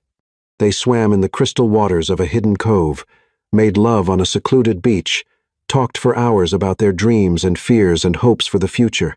By evening, exhausted and sun-kissed, they returned to the beach house to find Zane's phone blinking with urgent messages. Go ahead, Amara encouraged when he hesitated. It might be important. His expression darkened as he read the messages. It's Omar, my chief of staff. There's been a development. What kind of development? Amara asked, concern rising at his tone. Tara, Zane said simply.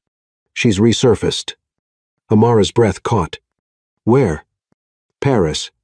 She gave an interview to French Vogue, claiming she fled our relationship because of my controlling and manipulative behavior. His jaw tightened. She's trying to get ahead of our story. Can she do that, after stealing from you? She's claiming the money was a settlement I gave her to keep quiet about alleged abuse. Zane ran a hand through his hair in frustration.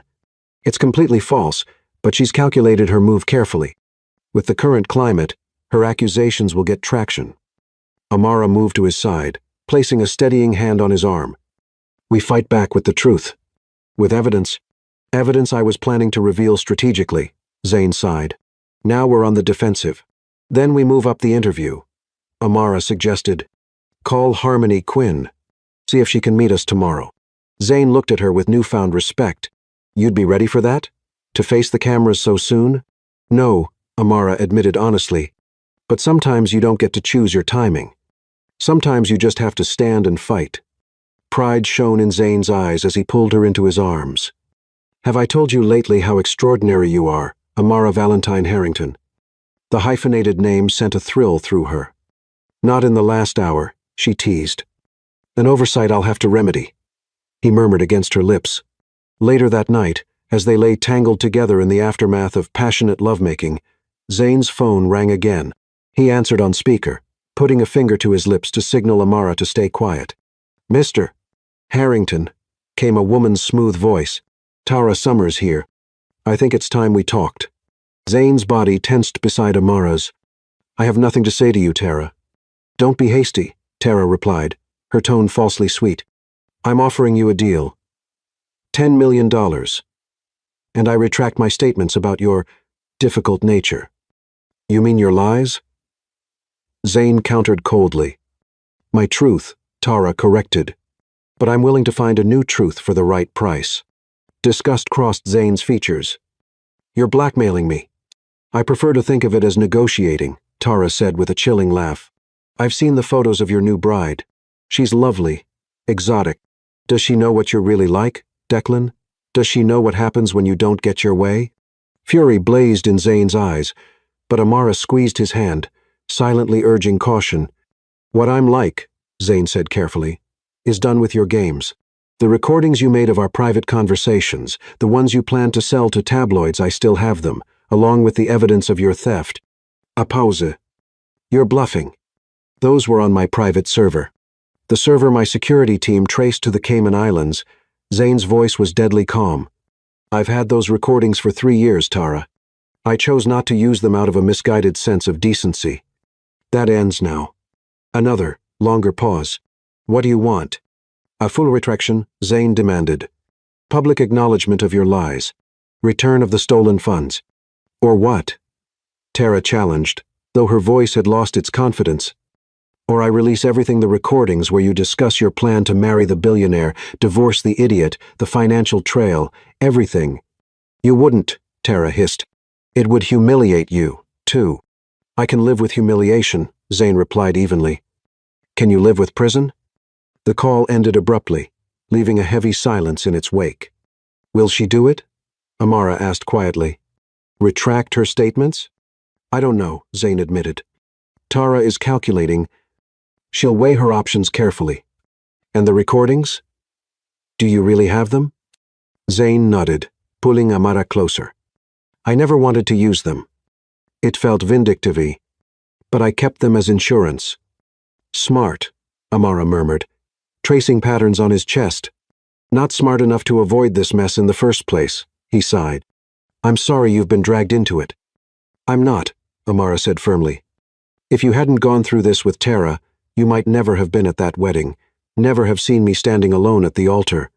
The truth of her words seemed to sink in, shifting Zane's perspective visibly. Everything led to you, he realized, wonder in his voice. And everything led me to you, she replied simply. Morning brought news. Tara had deleted her social media accounts and withdrawn from public view. The interview with Harmony Quinn was confirmed for that afternoon at a private estate on the mainland that offered both security and appropriate backdrops. As they prepared to leave the island sanctuary, Zane noticed Amara's nervousness as she dressed in clothes he'd had delivered for the interview, a simple but elegant emerald dress that complemented her complexion perfectly. Having second thoughts? He asked gently. Not about us, she clarified quickly. Just, I'm a music therapist, Zane.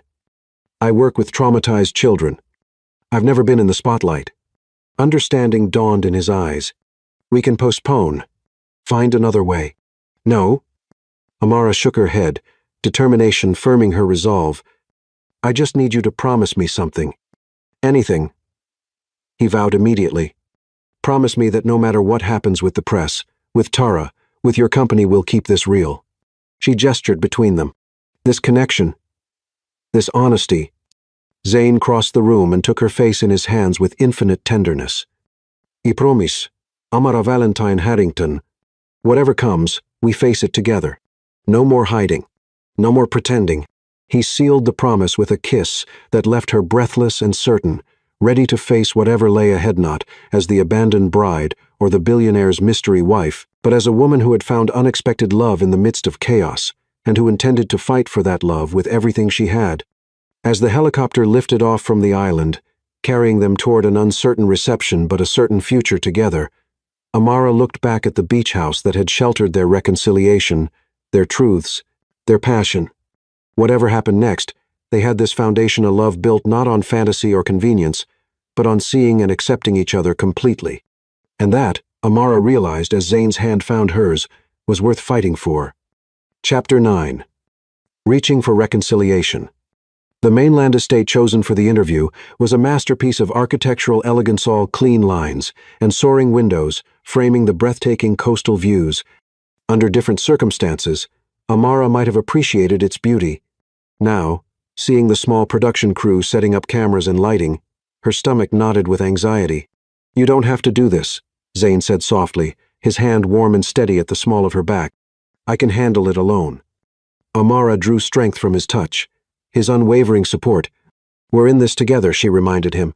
Besides, if I don't appear, they'll just speculate more about who I am and what I'm hiding. Pride shone in Zane's eyes as he pressed a kiss to her temple. Have I mentioned lately how much I love you? You might have said something about it, she replied with a small smile, but I don't mind hearing it again. Before he could respond, a tall, elegant woman approached them, Harmony Quinn, the journalist who'd been chosen for the exclusive interview. In person, she radiated the same calm intelligence that made her respected in her field. Mr. Harrington, Miss Valentine, she greeted them, shaking their hands. Thank you for choosing me for this conversation. We appreciate your reputation for fairness, Zane replied, his public persona sliding into place more formal than the man Amara had come to know, but still authentic in its way. I don't do hit pieces or puff pieces, Harmony assured them. Just honest journalism, which means I will ask difficult questions. We expect nothing less, Amara said, finding her voice. Harmony's gaze shifted to her, assessing but not unkind. Your story has captured public imagination, Miss Valentine, the abandoned bride who married a billionaire the same day. It reads like fiction. Truth is often stranger, Amara acknowledged. The interview setup was deliberately intimate sitting area arranged before floor-to-ceiling windows overlooking the ocean, mimicking a casual conversation rather than a formal interrogation. As they took their seats, Zane's hand found Amara's, their fingers interlacing naturally. We'll begin recording in 5 minutes, Harmony told them, reviewing her notes. The interview will air tomorrow evening, edited only for time constraints. You'll have no prior review of the questions or footage. Understood, Zane nodded, his thumb tracing circles on Amara's hand, a small gesture of comfort that centered her. When the cameras began rolling, Harmony started with the circumstances of their meeting and impromptu marriage. Amara found herself relaxing as she recounted the story. The initial shock and heartbreak of Lucas's abandonment, the unexpected appearance of Zane and his unusual proposal. "What made you say yes?" Harmony asked her. "To marry a complete stranger?" Amara considered the question carefully. "In that moment, standing alone at the altar with 300 people watching, I felt like I was drowning. Zane offered something I desperately needed: dignity, a way to rewrite the narrative of that day." She glanced at him, something warm unfurling in her chest at his attentive expression. It wasn't rational, but it felt right. "And you, Mr. Harrington, what compelled you to propose marriage to a woman you'd never met?" Zane's answer was direct, his eyes never leaving Amara. "I saw someone extraordinary, someone strong enough to stand before a church full of people after being abandoned. Someone with fire in her eyes despite her pain. I acted on instinct for the first time in years. Some might call it impulsive," Harmony pressed. "Others might question your motives." "It was absolutely impulsive," Zane agreed with a small smile. "As for my motives, I had no agenda beyond helping someone I felt drawn to in an inexplicable way." The interview progressed to more difficult territory: Zane's withdrawal from public life, the speculation about Tara Summers' disappearance, the allegations that had resurfaced. "Miss Summers claims she fled your relationship because of controlling behavior," Harmony stated. "How do you respond?" Zane's expression darkened, but his voice remained steady. "With the truth. Tara Summers methodically infiltrated my life, recorded our private conversations with the intention of selling them to tabloids, and stole $14 million before disappearing. I have evidence of all of this, which I've provided to the appropriate authorities." "Why haven't you shared this evidence before now?" Harmony asked. "Pride, partly," Zane admitted. "The humiliation of being so thoroughly deceived. It was easier to withdraw than to expose that vulnerability publicly. And honestly, I didn't want to give her more attention, more power over my life." "What changed?" Harmony's gaze moved between them. "I did," Amara answered, surprising herself with her certainty. "I reminded Zane that living authentically means facing difficult truths, not hiding from them." Harmony's focus shifted fully to Amara. "You've known Mr. Harrington for only a week. How can you be confident in your assessment of his character?" "Because I knew Zane before I knew Declan Harrington," Amara replied. "I fell in love with a man who listened when I played music, who held me through nightmares, who really saw me when I felt invisible." Her voice strengthened. "That man is real, regardless of his bank balance or public persona." Something shifted in Harmony's expression, a professional detachment giving way to genuine interest. "You're saying you've fallen in love?" "Yes," Amara confirmed simply. "It wasn't part of the plan, but it happened." "And you, Mr. Harrington?" Zane's answer was immediate, his eyes holding Amara's. "Completely, irrevocably." The raw honesty of the moment seemed to affect even Harmony, who paused before continuing. "What happens now? With the allegations? With your unusual marriage?" "We face everything together," Zane replied. "The truth about Tara Summers will emerge. I've provided irrefutable evidence to counteract her false narrative. As for our marriage," he glanced at Amara, seeking confirmation. "We're staying married." Amara completed for him, not because of how it started, but because of what we found together. By the time the cameras stopped rolling, Amara felt emotionally drained, yet oddly lighter, as though a weight had been lifted. Harmony approached them as the crew packed up equipment. "That was unexpected," she admitted. "I've interviewed hundreds of public figures, and genuine emotion is rare." She looked between them. "Whatever your unusual beginning, what you have now appears very real." "It is," Zane confirmed, his arm slipping around Amara's waist. "The piece will air tomorrow at 8, Harmony informed them.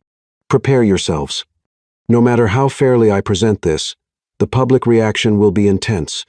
After Harmony departed, Zane led Amara to a private terrace overlooking the ocean.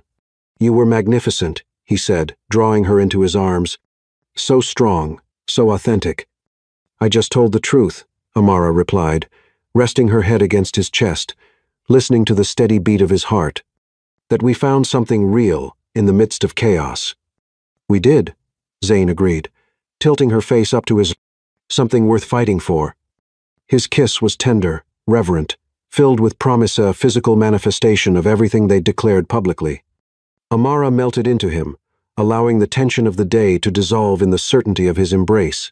"Take me home," she whispered against his lips. Zane's eyes darkened with desire and something deeper, more permanent. "The island? The cabin?" "Wherever you are," Amara clarified, surprising herself with the truth of it. "That's home now." The helicopter ride back to the island passed in comfortable silence, their hands linked, occasional glances conveying more than words could express. As the chopper descended toward the beach house, Amara noticed a change lights illuminating the path from the landing pad.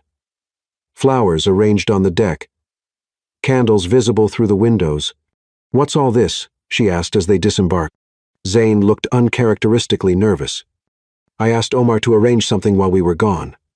A proper celebration." Inside, the beach house had been transformed, candles creating pools of golden light, white roses and orchids adorning every surface, a table set for two with fine china and crystal. "It's beautiful," Amara breathed, turning in a slow circle to take in the romantic scene. "Not as beautiful as you," Zane replied, his eyes never leaving her. "Amara, today you told the world you're choosing to stay married to Minot because of circumstances or obligation, but because of love." "I meant every word," she assured him. "I know," he said softly.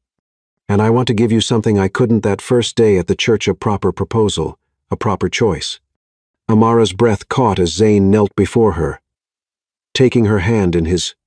From his pocket, he produced not the ostentatious diamond she might have expected from a billionaire, but a simple band of rose gold set with a small moonstone that captured the light in opalescent flashes. "Amara Valentine," he said, his voice rough with emotion. "I married you on impulse, but I choose you with complete certainty. Will you continue this journey with me? Will you be my wife, not just in name, but in every way that matters?" Tears blurred Amara's vision as she nodded. "Yes," she whispered.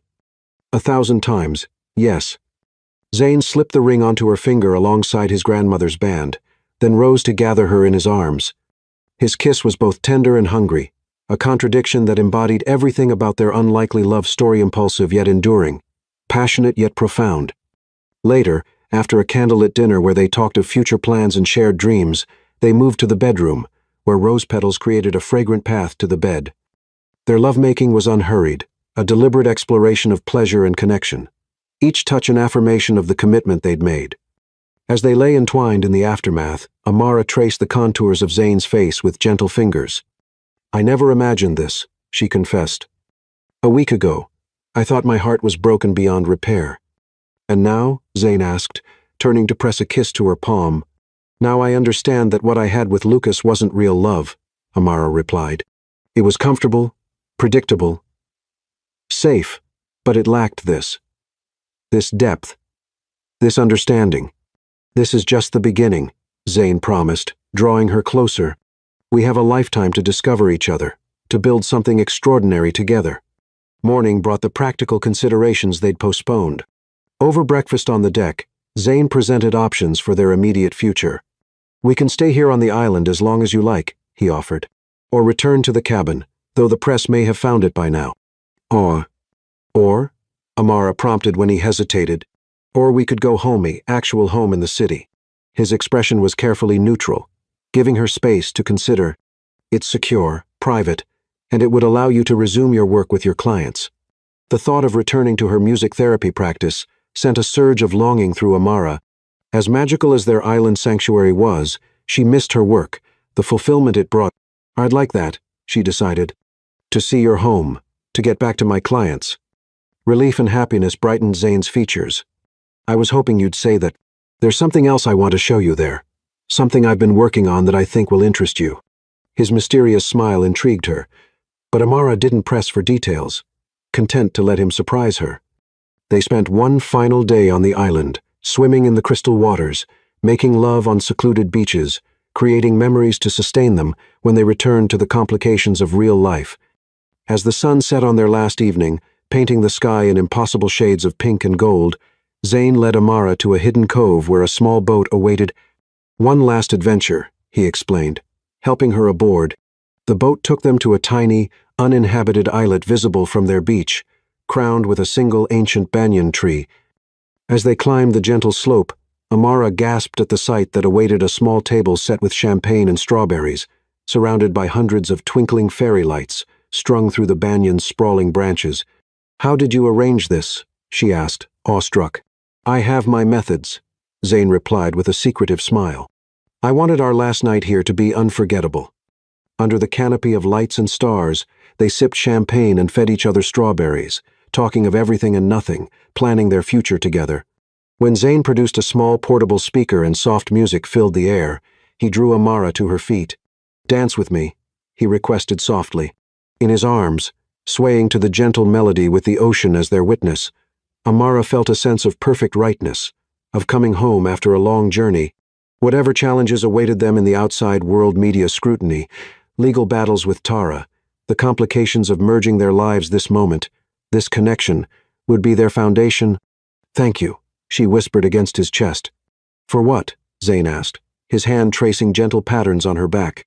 "For marrying a stranger at the altar," Amara replied, looking up at him with a smile that held all her love, all her certainty. "For being the best decision I never planned to make." His answering kiss spoke of forever, of promises kept and adventures to come.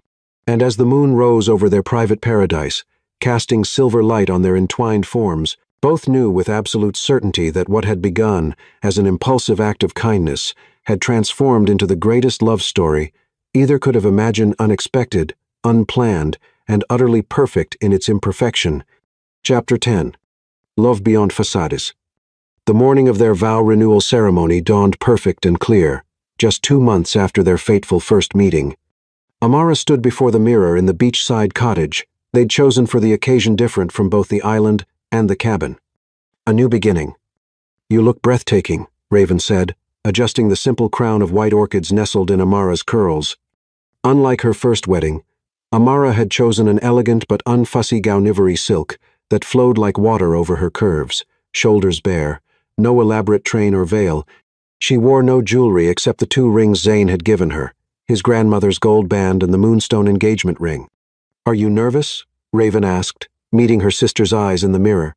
"Not even a little," Amara replied with perfect certainty. "I've never been more sure of anything."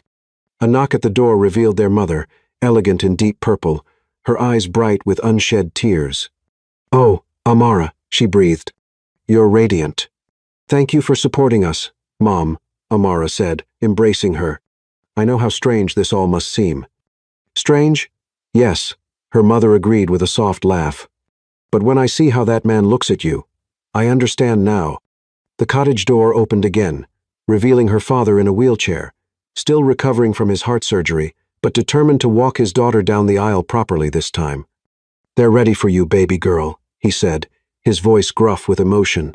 Outside, the small gathering of family and closest friends waited on the beach, where an arbor of white roses and greenery had been erected. No media, no spectacle, just the people who mattered most. And standing beneath that arbor, looking more handsome than any man had a right to, was Zane. He wore no tie, no formal suit, just crisp white linen pants and a matching shirt, his curls tousled by the ocean breeze, his eyes fixed on her with such naked adoration that Amara's heart threatened to burst from joy. Her father took her arm, rising carefully from his wheelchair for the short walk. "I believe in this marriage," he whispered to her, "which is more than I could say for the last one." Amara squeezed his arm in silent gratitude as they began their procession across the warm sand. The string quartet Zane had arranged played softly, but Amara barely heard the music. Her entire focus narrowed to the man waiting for her, the man who had stepped into her broken moment and helped her rebuild something more beautiful than she'd ever imagined. When she reached him, Zane took both her hands in his eyes never leaving hers. "You are extraordinary," he whispered for her ears alone. The ceremony was simple and heartfelt, their vows written by themselves rather than borrowed from tradition. Zane spoke first, his voice steady and full of emotion. "Amara, I married you on impulse in a moment that changed everything. Today, I marry you with complete certainty. You have seen me at my most vulnerable, my most guarded, and loved me through it all. You taught me that wealth means nothing without someone to share it, not someone impressed by it, but someone who sees beyond it to the man beneath. I vow to partner with you completely, to support your dreams as fiercely as my own, to love you honestly and passionately for all the days of my life." Tears sparkled in Amara's eyes as she began her own vows. "Zain, I married you as a stranger in a moment of shattered dreams and unexpected courage. Today, I marry you as my best friend, my lover, my sanctuary. You took my broken moment and helped me build something more beautiful than I ever imagined possible. You've shown me what real partnership feels like, not someone who wants to possess me, but someone who wants to walk beside me." Her voice strengthened. "I vow to continue choosing you every day, to face whatever comes together, to love you with my whole heart and soul for as long as we both shall live." They exchanged new ring-simple platinum bands engraved inside with the words, "Chosen, not by chance," and the date of their first meeting. "By the power vested in me," the officiant said, "I now pronounce you husband and wife again." He smiled warmly. "You may kiss your bride." Zain gathered Amara into his arms with reverent passion, his lips meeting hers in a kiss that spoke of forever, of promises kept and dreams shared. Around them, their small gathering of loved ones erupted in cheers and applause, but they barely heard, lost in each other, in the moment that sealed their extraordinary journey. The celebration afterward was intimate and joyful, a feast served on the beach as the sun began to set, music and dancing under strings of golden lights. Halfway through the evening, Zain whispered in Amara's ear, "I have something to show you." Taking her hand, he led her away from the festivities, down the beach, to where a small structure stood near the water's edge. Inside, Amara gasped at what awaited: a beautiful studio space with state-of-the-art recording equipment, a grand piano, and windows that overlooked the ocean. "What is this?" she asked, turning in a slow circle. "Your music studio," Zain replied, his expression both nervous and excited. "For your compositions, your therapy work, whatever you want to create." "Zain," Amara breathed, overwhelmed by the thoughtfulness of the gift. "There's more," he said, leading her to a desk where architectural plans were spread out. "These are the preliminary designs for the Amara Valentine Harrington Music Therapy Center, a place where children who can't afford traditional therapy can heal through music." Amara stared at the plans, her heart so full it felt like it might burst. "My dream," she whispered. "You remembered every word," Zain confirmed, drawing her into his arms. "Your passion, your vision, they deserve to be realized. The foundation is already established. The funding secured. All it needs is your direction, your heart." Tears spilled freely down Amara's cheeks as she looked up at the man who had transformed her life in ways she never could have imagined. "I love you so much," she said, her voice thick with emotion. "How did I get so lucky?" "I'm the lucky one," Zain insisted, framing her face with gentle hands. "The luckiest man alive." Their kiss was tender at first, then blazed into something more urgent, more primal. Without breaking apart, Zain swept her into his arms, carrying her to the comfortable daybed, positioned to face both the ocean and the piano. "What about our guests?" Amara murmured against his lips as he laid her gently on the soft surface. "They won't miss us for a while," Zain assured her, his hands already working at the simple closures of her gown. "Besides, it's our wedding night again." Under the moonlight streaming through the windows, they made love with the passionate intensity that had characterized their relationship from the start, bodies and souls connecting in perfect harmony. Each touch was an affirmation, each kiss a promise. Afterward, wrapped in each other's arms with the sound of waves providing a gentle soundtrack, Amara traced the strong lines of Zain's face with tender fingers. "Thank you," she whispered. "For the studio?" he asked, turning to press a kiss to her palm. "For everything," Amara clarified. "For marrying a stranger at the altar, for showing me what real love feels like, for building a future with me that honors both our dreams." Zain gathered her closer, his heartbeat strong and steady beneath her cheek. "This is just the beginning. Amara Valentine Harrington, the first chapter of the best story ever told." "Our story," she agreed, lifting her face for his kiss. As their lips met again, desire rekindling between them despite their recent passion. Both knew with absolute certainty that what had begun as an impulsive act in a moment of crisis had transformed into something rare and pursues a love built on truth and choice, passion and partnership. A love that would only deepen with each passing day. Outside, the celebration continued, their loved ones dancing under the stars. But in their private sanctuary, Amara and Zain created their own celebration, a consummation of vows renewed, of futures entwined. of love that had transcended every boundary and expectation to become something extraordinary. This was their real beginning, not tainted by abandonment or deception, not complicated by hidden identities or wounded hearts, but pure and true and passionate. A love beyond all facades, beyond all pretense. A love that would last forever.